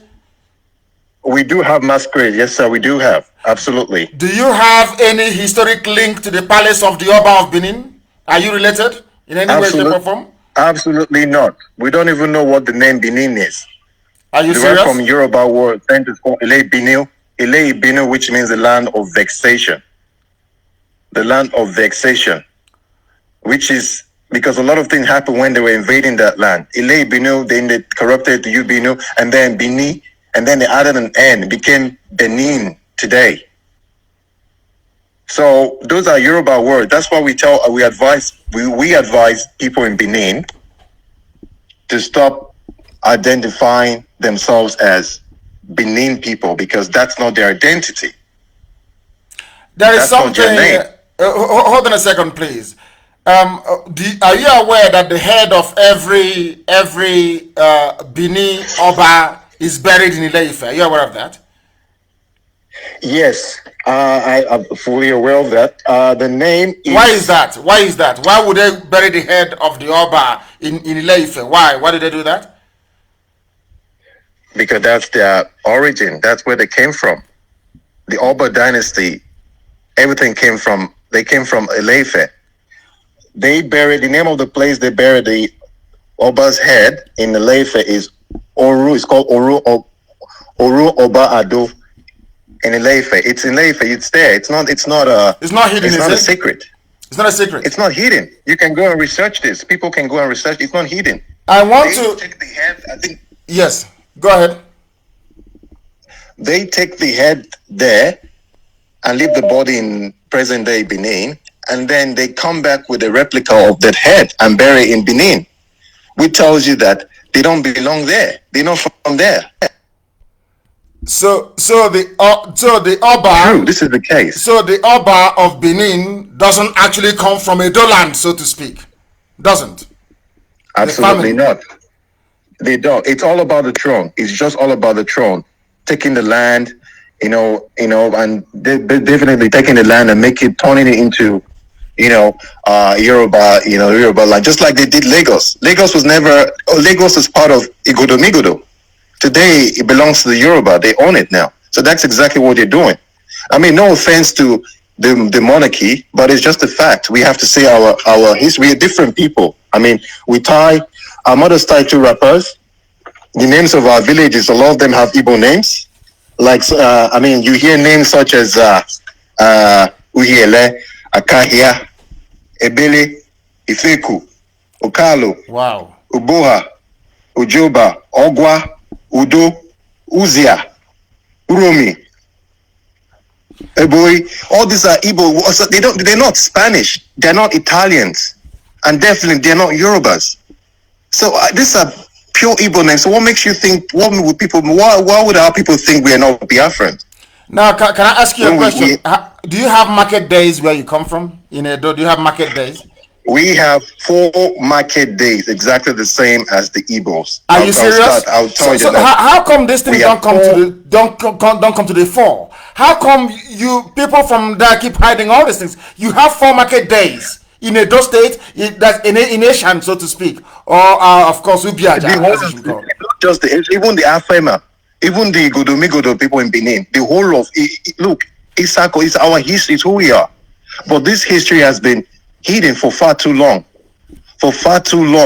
and people, the conquerors rewrite history. That's what it is. So they've written history, and they taught people that we this is who we are. I mean, the Benin Kingdom only started 11th century, for crying out loud. Only in the 11th century. Only 11th century ago they yes. came. Now, can I ask you to name those market days you have? Can you give them to us, please? The market days we have is Eke market days. Hey. Uri. Hey. Uri. Aho. Afo. Ukwo. Unkwo. Unbelievable. This is those are they are various, they're different slightly. Incredible. Slightly changes, in the pronunciation. And these are the things. These are some of the things that Ohaneze should have done before our time, which is to unite our people. They never did it. Stay where you are, please, Armstrong. There's something I want to play for the whole world to hear. from the mouth of the, of course, everybody knows that I revere and I love the color and the pageantry of the Benin throne. I love it very much, and long may it continue. But we must follow the truth. Wherever the truth leads us is where we go to. Please stay where you are. There is something that the monarch said at a function which I want the whole world to hear, please, from his mouth, please. Aspirations and history of the Benin people. Yes. I'm going to cut you off and I'll get back to you, please. I'm going to cut you off and I'm going to get back to you so the whole world can hear this, please. His son Oromia. Let's start from the beginning. Aspirations and the history of the Benin people. Yes. Historians all agree that Oduduwa sent his son Oromia. The Oba of Benin with his own mouth is saying that historians agree that Oromian came from Ile-Ife to Benin today. Are you listening? This is from the Oba himself, not from me, please. That the land where Benin people are today is Igodomigodo. The Oba opened his mouth and said that the Oba sent his son, Oromian, to Benin. Listen, please. At the request of elders of Benin to return with them as ruler of their realm, Oromia's stay in Benin may have been short, but before he left, a child was born to him. Oromian came, met a very beautiful Biafran woman, and gave birth to a son. Are you listening? Please. Are you listening? These are pure facts. This is coming from the mouth of, I think, what's his please, I want to respect by giving him his proper, his eminence. This is the Oba of Benin. Please, from his mouth. They came, the Oromian, a Yoruba man came, impregnated a Biafran woman in Benin, today's Benin, and gave birth to a son. Let's listen. Who was later crowned Oba, and that is no. The son was now crowned Oba. Listen, please. Listen very, very carefully. I beg of you. Before he left, a child was born to him. The child was born. Who was later crowned Oba, and that is known today. And is known today as Eweka the First. Eweka the First. They are clapping on Eweka the First. Is a product of Yoruba and Igbo, so to speak. The first Oba of Benin is a product of Yoruba and Igbo. The name is Eweka, which sounds even because the mother gave birth and named the child Eweka, which is even an Igbo name. This is from the mouth of the Oba of Benin. Please, listen. Oromia's time in Benin, however short-lived, he was an Oba. And so, he was the first Oba after the Okiso dynasty came to an end. He established Obaship in Benin by education. Therefore, the listing of past Obas should therefore begin from Oromia, as it is listed in the Naira. Are you listening? The name of the Obas of Benin, because Oromian was an Oba, he was a prince, and he came to Benin land, although he fathered a child there with an Igbo woman, Igodomigodo, of course. Everybody knows that Igodo means key in Igbo language, and that's the name of the place. The key to the key is Igodomigodo. Now, this is from the mouth of the Oba, the 40th Oba of Benin Kingdom. He said it, and Eweka was born. And Oromian gave birth to Eweka. Oromian, he said his sojourn was short-lived, came for a very short period of time, went back to Ile-Ife. They gave birth to a son, and because Oromian is from a princely bloodline, the son Eweka now became the first Oba of Benin. That is the history. So that you don't say that what Armstrong is saying is not correct. Even from the mouth of the Oba himself, the Oba has acknowledged that that they came to Benin is not theirs. Is there? I don't know if you heard what I played. Omeje, can you hear me? I can hear you, so live and direct. Did you hear what the Oba said? I did. Please go ahead. I did. And before we continue, we know that we have a few other people who would like to contribute, but I can keep answering the questions. Yes, I know. Others, of course, I'll bring it. What I want you to do is I need clarifications, please. I need clarifications one more time. What is the original name of that very area? What is it, Igodomigodo, and what does it mean in the local parlance or language? Igodomigodo means the key that opened the key, or the key to the kingdom. That's how some people refer it to, the key to the kingdom. And at that time, before the Oba dynasty started, the land refers to its leader, the king, as Ogiso. Ogiso. There was nothing like Oba. Oba is the Yoruba word for king. And that is why in Yoruba land you have Oba. Yoruba people know this history. They know this. They're not hiding it. They know this history. It's nothing to hide about. It's just that we don't read, we don't study. And of course, if you go online to search for history, you find a lot of corrupt information. But the problem is, a lot of those elders, those old people, they have the truth. They have the history. But they don't. So why is it that your elders, they know all these things? Your elders know that those of you in present day Edo State, that you are affiliated, you are more or less Igbo, so to speak. So why were they hiding it from all of you? Why? Why would somebody from Edo say I'm not Igbo? Why would they say such a thing? Why?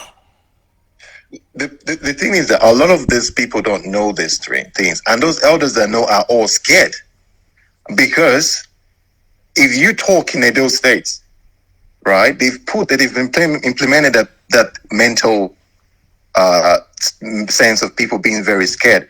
If you talk, they bring out those foreign, those Yoruba gods, like Sango and Ogun, Ayelala, some of those things. We don't even know what those things. Those things are not indigenous to that land. They bring and then they swear, they lay courses.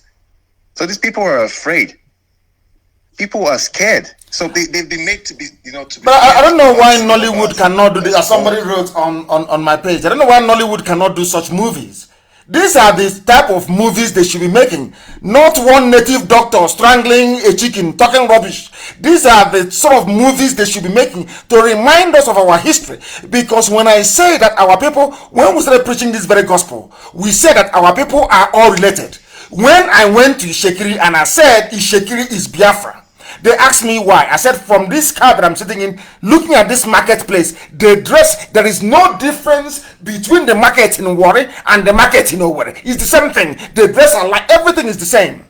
And I'm saying that this, or as much as I respect and revere the throne of the Oba, and of course, our brothers, the Yoruba people, the truth must be spoken. That is what we're after. We're after the truth. And during the plebiscite, it will be one man, one vote. If the people of Edo vote and say they don't want to be part of Biafra, nobody's going to force them. But it has to be one man, one vote. Because with this level of history at our disposal, I don't know why we have not gone far in trying to correct this very false narrative. Thank you very much, Omeje. Thank you very much. It was actually an Igbo name as well, again, Omeje. Thank you very, very much. Let me try and see if I can get other people to join this very fabulous conversation. We want to lay the ghost of Edo to rest, so that when Edo people say that they are Biafrans, we want the world to understand that indeed they are Biafrans. I want to go to Owa to see if I can find her, if I can get hold of her and get her to give us her own perspective of this very burning issue. It doesn't mean anything, please. We're not fighting with anybody. Nobody is fighting with anybody. I don't know, Uwa, can you hear me? Uwa Sophia, can you hear me? Yes, sir. What is wrong with this phone? It don't want to work. You need to put off your phone. Is your phone off now? Yes, I'm off it, sir. Thank you, sir. Thank you very much. Thank you, Owa. Thank you very, very much. Thank you. Good evening, lovers of freedom all over the world. Good evening. My name is Uwa Sophia Obaze. I am from Migodo, the present-day Edo State. I came from Sapmoba Road. My father is well known in Sapmoba Road. My father's name is Ezoba, Mr. Ezoba. You know, the truth is very bitter, and our Igodo people that they call Benis, they know the truth. They knew the truth, but they are afraid because of why?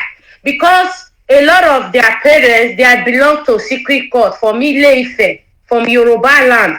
That is why I'm angry with Yoruba, not that they did anything to me. That is the truth.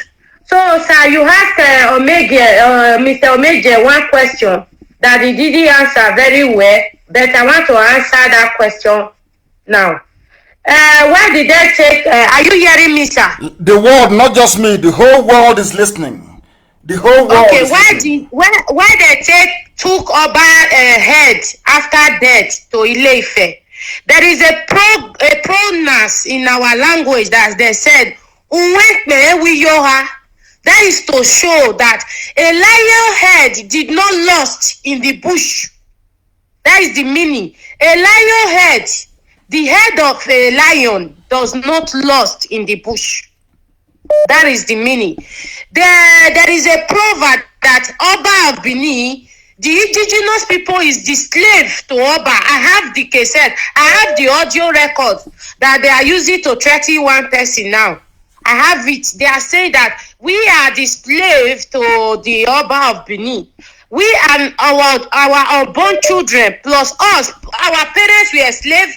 But they said we and the unborn children, God forbid, that we are still slaves to the Oba.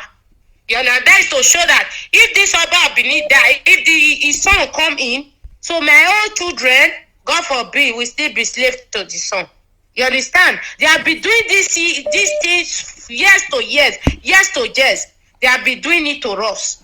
And number two question you asked Omeje that he did not answer, sir. You asked him about the 4 market days. We have in Igodo, the present day Edo State, the Benin, they have the same 4 market days. Are you serious? So are you saying that in Benin? Hold on. Are you saying that in Benin also, not just Eshan, you have 4 market days in Benin? Yes, my mother was a village market. Mama Mike, go and ask in Sapmoba Road. Mama Mike, he go to village market days. 4 days. 1 day is for rest. One is Eke. One is different village market. My mother was a trader. He used to trade to a village market before he died. We have the same thing in Benin City. Benin, not Eastern land, in Benin City. Wow. You understand, sir? In Benin City itself. Yes. Without two rapper, what they are trying to do to us is because Oba Benin see that they did not hard fast. You know why they kill Ali, Professor Ali? Ambrose Ali challenged them. You mean Ambrose Ali? Yeah, Ambrose Ali. Yes. They kill him because he challenged them to let them to teach us the history. And the Oba of Benin, not this one, the father. They said no. He put Ali in prison, and Ali get blunt, and after that, he died. Ask them now, they know everything. Why are they bribing Murphy if we are lying? They are bribing Murphy now. Ask all over the world, Murphy is not doing live video anymore. You understand? We are saying the truth here. Me, I'm not afraid to die. I will die one day anyway. So the Benin, they know the truth. Even the Oba of Benin itself, they know the truth. They just want to keep on enslaving us. That is it, sir. So when you say that Edo is Biafra, you know what you're talking about. Yes, the capital, the habit of the nation. Even the Yoruba people, they know it. Lagos belonged to us before, because when I was a little girl, they used to say Eko. Lagos is Igodo people. The owner of Lagos belong to Igodo people. You know, when I was a small girl, my father was an army. He served in Ibadan. He was a captain before he retired. He used to tell me, Eko. That means Eko is our language. Igodo has Eko. The present day, the way they operate us now, that was how they collect a call from our forefather hand. Now it now belongs to the Yorubas. You understand? In Edo State today, before you get a job, you go to Oba Palace and bring a letter. So that with that letter, they will now employ you for a job. And the most of the job in Edo State is not our own job, it's for the Yoruba. The Oba of Benin, the mother is from Igodomigodo, when the father is from Ile-Ife. Everybody know that. Wow. Sir. Thank you very much. Thank you. Well, thank you very much for such beautiful enlightenment. I have somebody who has been, I don't know if this person, somebody has been trying very, very desperately to get us on the line. I'm going to call them actually and find out exactly what they have to contribute to this report. Can you hear me? The caller on the phone, can you hear me? Please turn your system down. Turn it down. Turn your system down. I only want to hear your voice. Turn your system down. Have you turned it down? Thank you very much. Give us your name and where you're calling. God bless you for the work you are doing. Thank you. My name is Mazi Nnamdi. I am from Umaka, Njaba local government, Imo State, Biafran land. Yes. But I'm living in South Africa. Yes. I have been following you and you have did a great job in my way. And through the great job I received from you, some people are reasoning to know what Biafra is passing through and what you are trying to achieve. I am advising our brothers and sisters over there. This work is not left for you alone. Everybody has something to do. By so doing, the journey will be easy for everybody. Among us, some people want to disappear under the cloud of glory, in the sense that they have been doing the work they have done. It's time for people to recognize them. Like some sabo we have among ourselves who claim they have done this or done that. They've done nothing. See where they start and they where they did nothing. Yapping and talking rubbish is not work. Nothing. You have proved it beyond. You have proved it to everybody. And some people now are ready to put them in a place where they belong. Enough is enough. We have suffered a lot. And nobody is ready to continue suffering and enter in another generation of our kids. We are no more ready for that. If it's time for elimination, we can start from elimination. People have suffered. Our brothers and sisters in jail in so many countries trying to survive. Where our home is full of milk and honey. And some people put pipe personally enriching their families and saying that one Nigeria. We are not ready. Mazi, I'm praying that God will keep you to celebrate the restoration of Biafra. Thank you very much. Thank you very, very much, my dear brother. I didn't mean to take calls this evening, but I would like to, you know me, I like to balance everything. If there is any form of response from anybody who is pro, I want to say, because we heard from the Oba himself. Oba opened his mouth and said that they came from Ile-Ife. That's what the Oba said, not me. So I don't know what other rebuttal there is. Please, your name and where you're calling from. This is Chidi. What's the meaning of this is Chidi? Is Chidi your name? Who gave birth to you? He's saying this is Chidi. Yeah? I don't accept that. You must have a father. Your father gave birth to you, please. When you call us, you give us your full name. Where you come from. Where you come from. Where you come from. They said some people from Otuoke, which is Goodluck Jonathan's village, attacked our people today during a youth meeting, I understand, and arrested the coordinator and handed him over to the army. So in Ogboya LGA of Bayelsa State, we must know that the Janjaweed fathered a lot of people, and this nonsense are bound to happen now and again. But we shall try as much as we can to get to the bottom of it, and it will be resolved to be dealt with and resolved amicably. I have somebody who happens to be on the line. Please give us your name and where you're calling from. Turn your system down, please. Your name and where you're calling from. Yes, my name is Osage. Then I'm calling from Cyprus. From Cyprus, thank you very much. From your name, do you come from Edo? Yes, I come from Edo State, Uromi.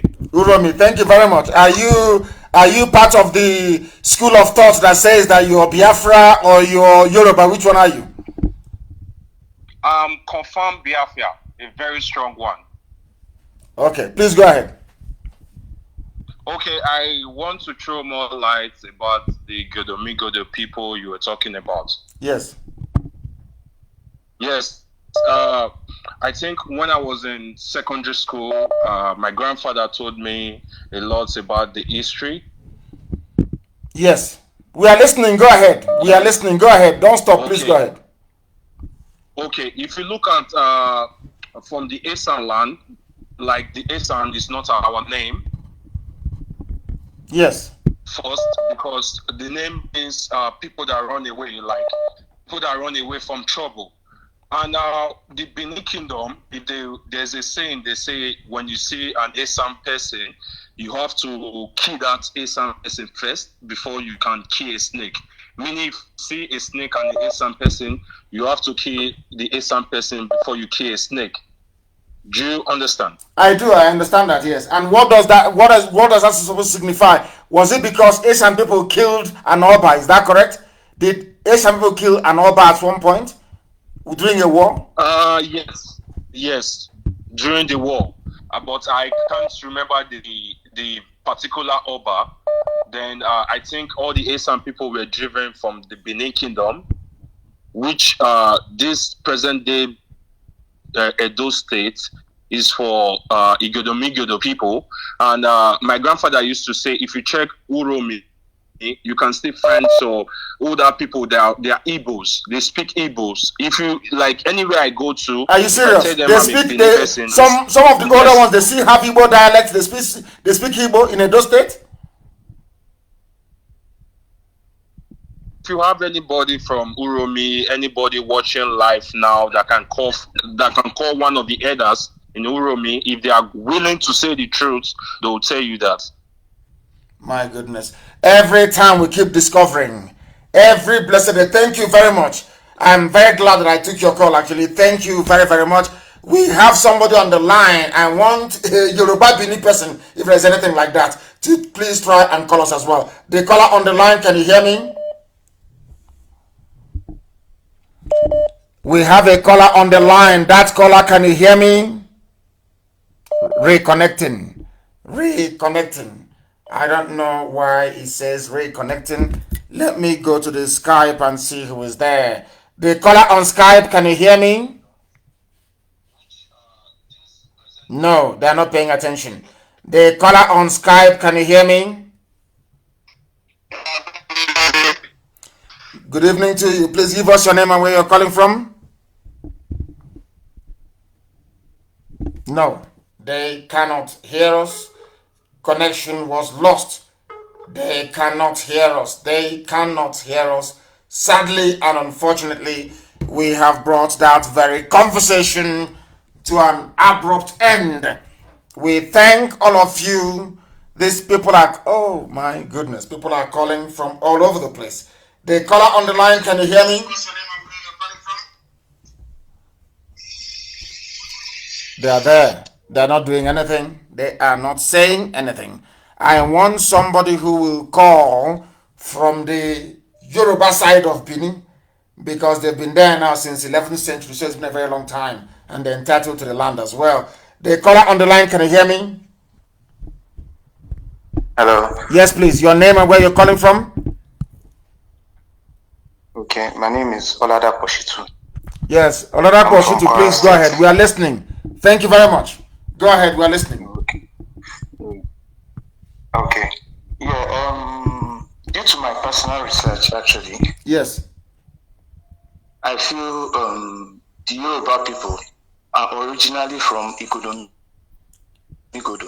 Oh my goodness. So we are not even expanding. Because if the Yoruba has come from Igodo, that means that we are now the same people. Is that correct? Is that what you're trying to say? Yes, because Oduduwa was a prince from Igodomigodo. Wow. Goodness. Yes. No, please start so again. Hold on, Shitu. Give us, where do you come from? Where do you come from? I'm from Kwara State. From Kwara State. The Yoruba Pampu, yes. Offer to be precise.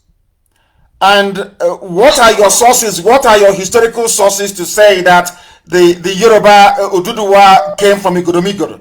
Because if that is the case, that means that an Igbo man and a Yoruba man, we are the same people. Then that's what it means. If they come from Igodomigodo, we are the same people. That's the point I'm trying to make. Wow. Because Oduduwa went to Ile-Ife and became a king. So the gods of Benin Kingdom, of Igodomigodo, after they lost their king, said it has to be someone from Oduduwa line or Oduduwa himself who can replace the late Oba. So he sent his son Oromiyan, who he just spoke about earlier on. Hello? Wow, we are listening. Yes, we are listening. Go ahead. And that same Oromiyan is also the founder of Oyo Empire. Okay, Oromiyan himself is the founder of the Oyo Empire. Wow. After coming to Benin to impregnate one of our mothers, she then went to Oyo to found the kingdom. Yes, the Oyo Empire. Wow. I didn't know that. You know, black people with power, they like to differentiate themselves somehow and everything. But personally, I feel we are all one. We just try to separate ourselves somehow, and due to what the British did in Africa. Yeah, because I keep wondering, some parts of Ekiti, even the names, the answer. I told you about this very king from our place, from Omopara, many years ago, told me that he went to a meeting of traditional rulers. And apparently, the traditional ruler also from Ekiti has the same surname as himself. Yeah. The same spelling, the same surname. So he was wondering how come that became possible. So that is why this very platform, this radio station is amazing. Radio Biafra. What our job is to follow the truth. Wherever the truth leads us, we go there. And if it is proven that somebody left Igodomigodo to go and found the Oyo Empire, then I think that is the end game. I think that is that. I'm not sure the Fulanis will like it, but I think that is the end game, to be honest with you. Yes. And for instance, someone like, I don't know if you've heard it before, someone like Omoyele Sowore, do you know he's an Ijoma? Yes, he is. I know he's a Ijo, yes, I know. Sowore is actually a Biafran, to be honest with you, because he's part of Ijo, is in Ondo State, and is a Biafran. Yes. Thank you very much for this. I am so glad, and I'm very, or should we say, we are very lucky picking all these calls this evening, and they're making so much sense. His name is Shitu. Oh, my goodness. From Kwara State, and he knows all this history as well. And he sees himself and the Igbo people as one. That is amazing, honestly. Somebody said we should end the program. Because he's establishing a link between Igbo and Yoruba. Somebody said we should end the program. Some people, I love you all the same. The caller on the line, can you hear me? I have a call. I can hear you. Yes, please, your name and where you're calling from, please. Yeah, good evening. My name is Samuel Chukwu, calling from Holland. From Holland, please turn off your system or walk away from your system, please. I don't want to hear my voice on the background. I have done it off. Go ahead. Yeah, I agree with you. I could remember those days because I grew up in Uromi, that is Edo State, and I schooled here. Yes. And I remember those days because my father is a qualified pharmacist, and he is the one who is treating the Onoje of Uromi then. Wow. Anytime the Onoje of Uromi is sick, he doesn't go to hospital.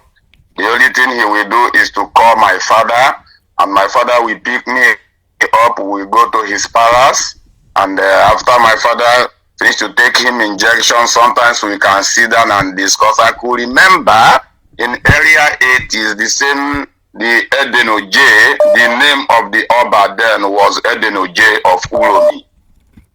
Wow. Was telling my father that the Uromi people belongs to Biafra, but that time I don't really understand very well, but for now I listen to your program, now I now refresh back and now remember that what the Onoje of Uromi was told my father in my own present, that the Uromi that is starting from Edo State belongs to Biafra, and he said it 2 times. The time that we are changing money also. And you were there present.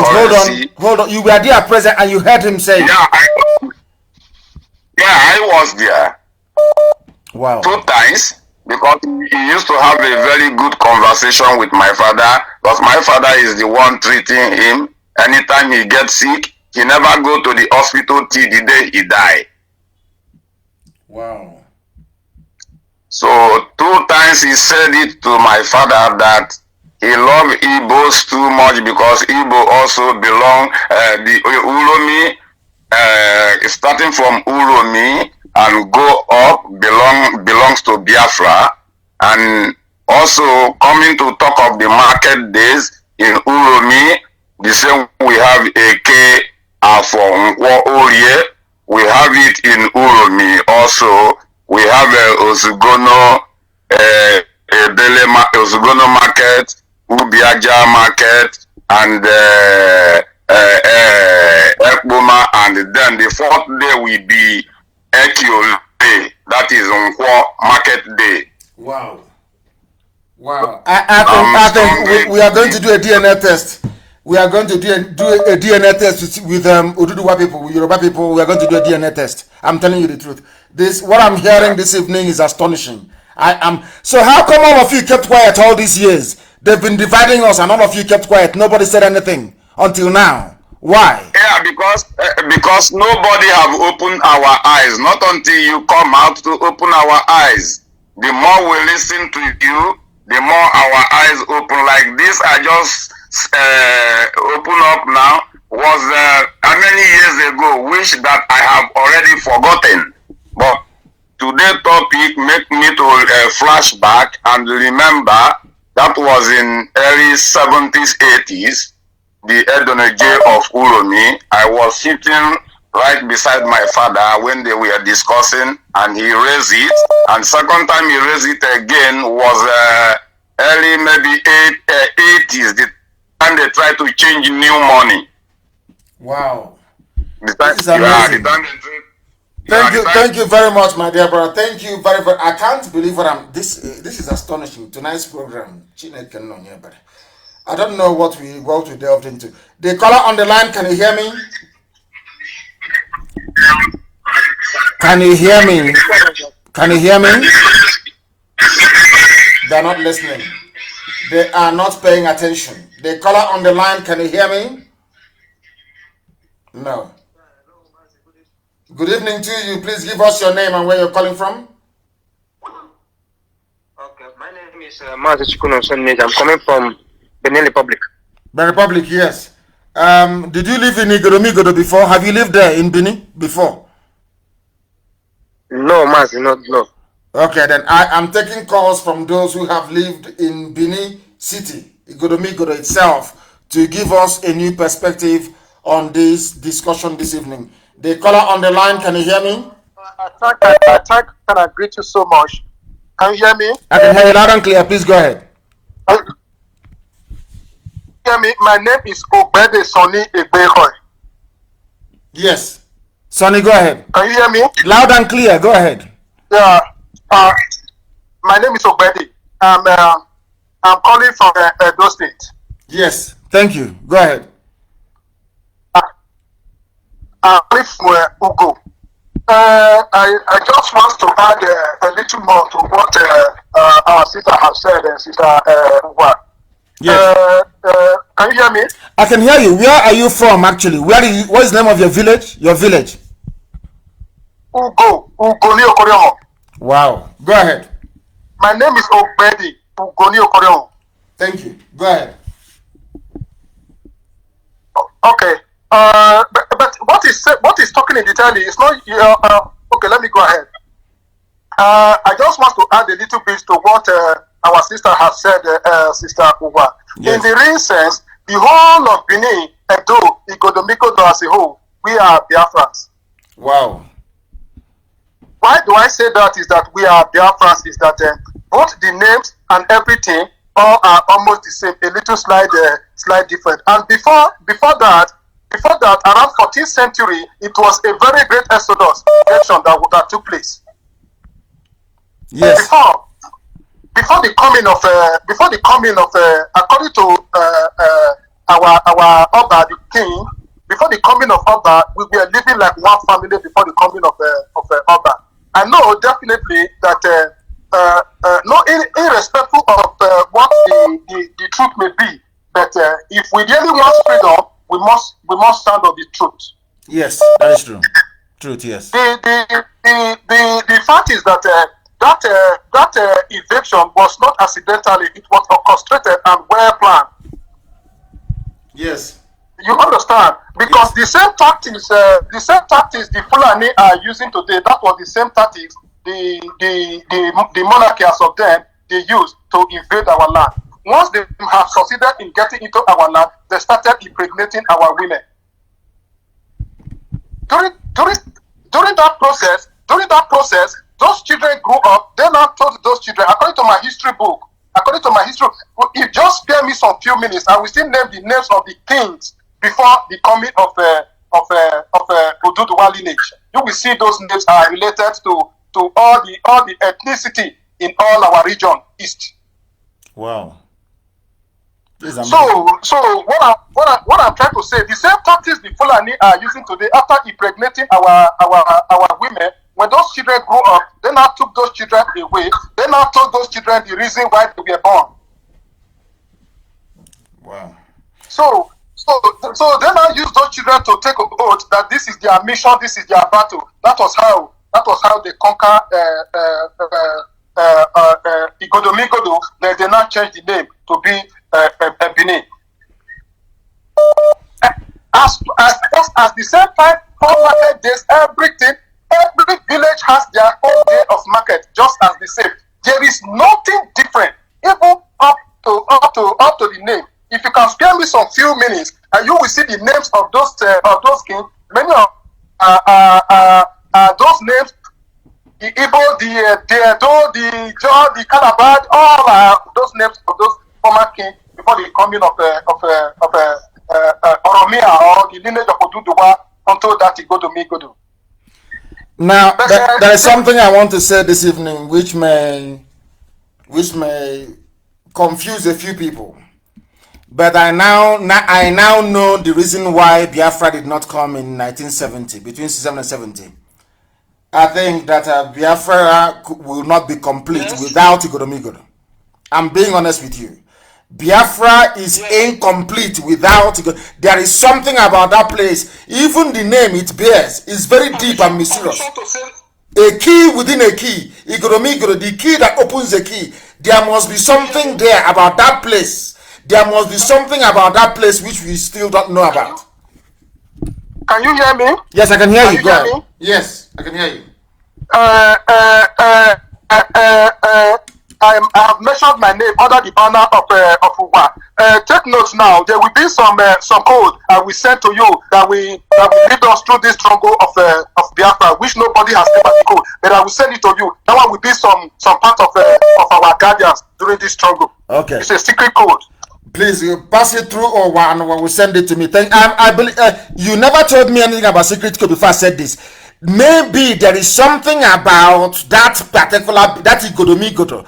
That is the reason why, because I don't think that God will want to liberate his children and leave other half somewhere. I think he wants to gather all of us together at the same time and we live at the same time.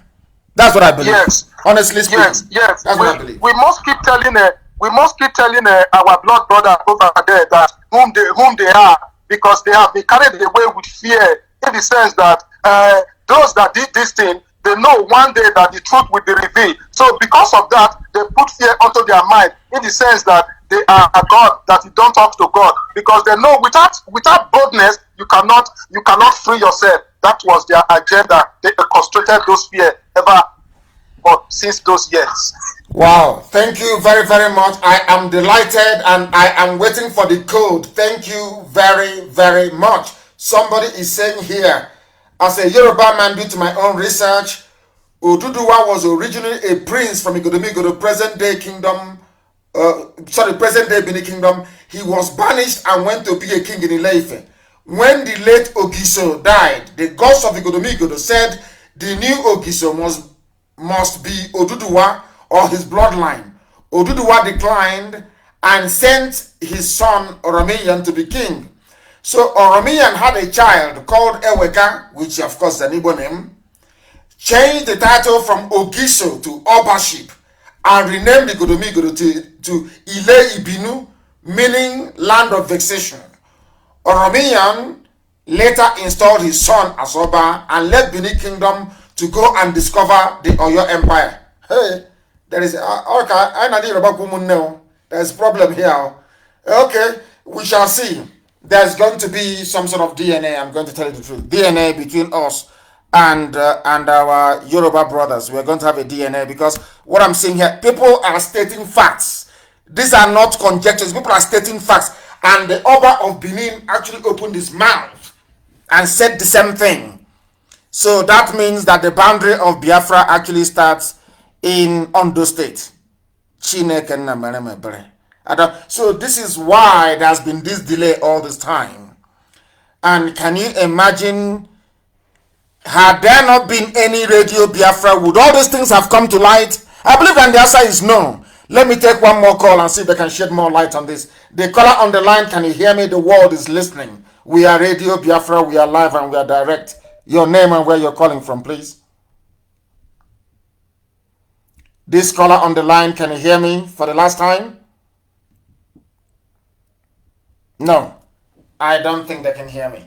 And with that, I believe that we have come to the end of the... People are still calling. My Lord and my God. The caller on the line, can you hear me? Mazi Nnamdi Kanu, I know I am not from Biafra. Let me introduce myself to you first, Austin. Go ahead. I am from Gambia, and I am Tijan. But honestly, I want to thank you for being the enlightenment, for being the sea of wisdom to humanity. You are not only serving the Biafrans, I can tell you, you are serving the whole of Africa with knowledge. And I only want to tell you one thing, because I'm not going to talk much, because I'm not from Biafra, but I want to tell you that you keep the spirit up. You are a great man. I love your presentation. Thank you very much. Thank you. From Gambia. You said from Gambia? I love your presentation. I am living in I am from Gambia, but right now I'm living in Holland, Amsterdam. In Amsterdam. From Gambia. Thank you very much, living in my dear Amsterdam, brother. but I listen to your programs through my friend. Wonderful. I am from Gambia. Thank you very much. But I'm telling you just to keep one thing up. Just keep enlightening the young youths, because I'm just 19 years old and I want to tell each and every Biafran to stand up with you, because you are a legend. Every legend Africa has been taken down, or has been taken down by this disgruntled politicians we have. But I want each and Biafrans, those who are abroad, those who are in the country, because I have a Biafran friend who told me that, Sheikh, do you know what he tells me? No. Let me tell you this. He told me that, my younger one, if you go to anywhere and you don't find an Igbo man there, run away from there. Yes. And I know that Igbo people are dispersed in all over the world. And I also know about one thing about the Igbo people. They are very intelligent.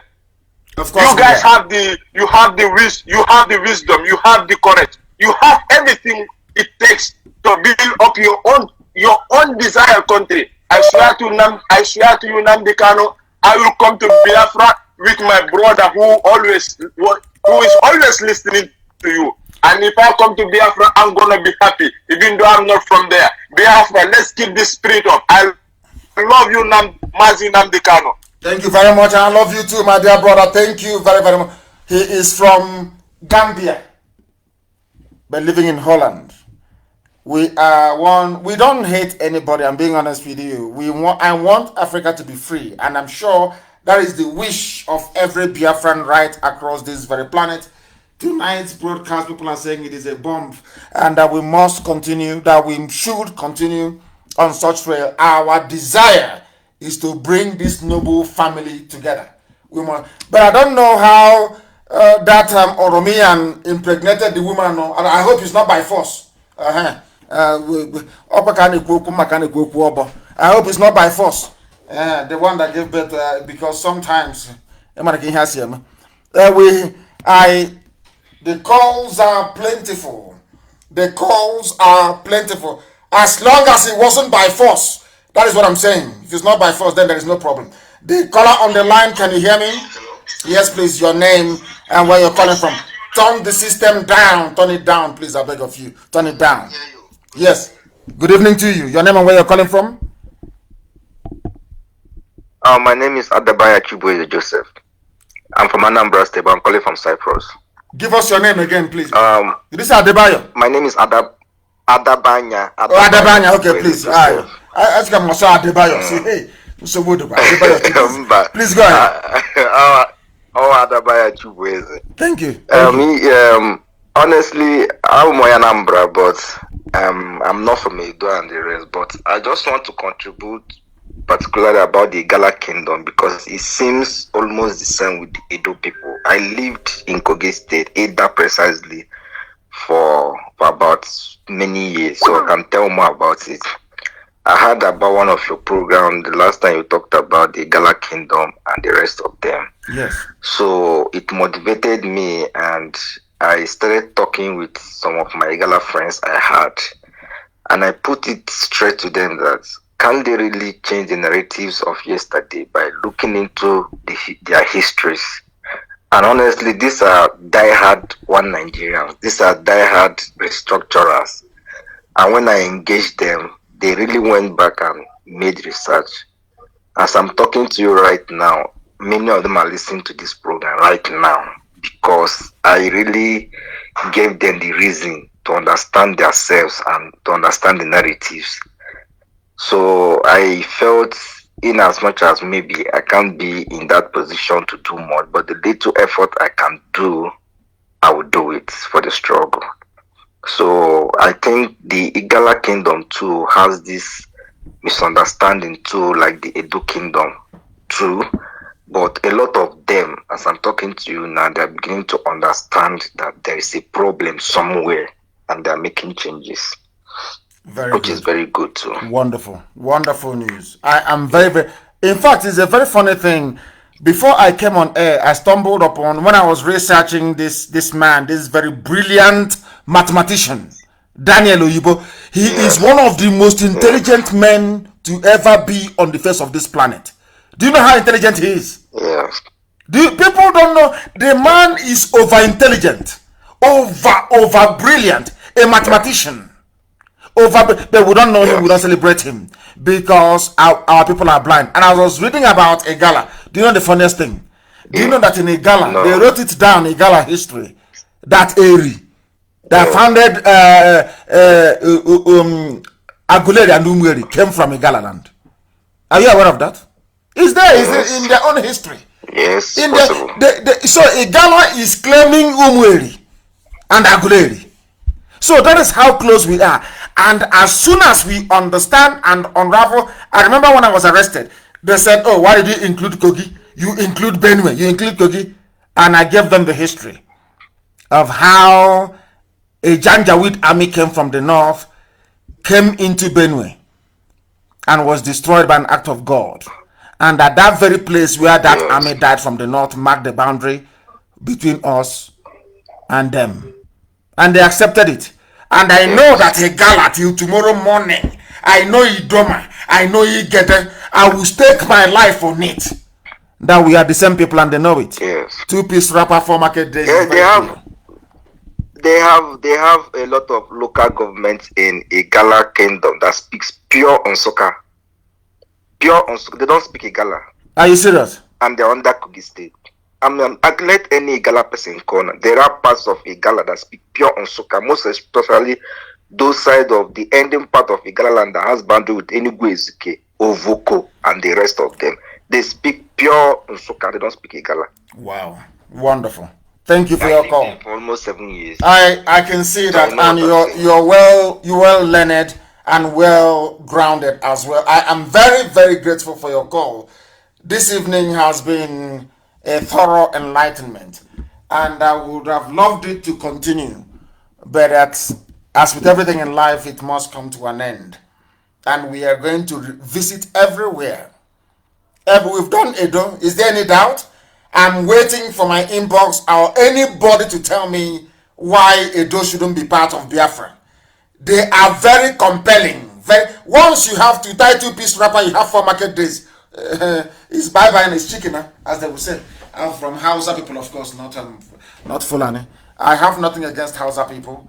I think they're a victim of circumstance. And as I've always said, Hausa people are very good people.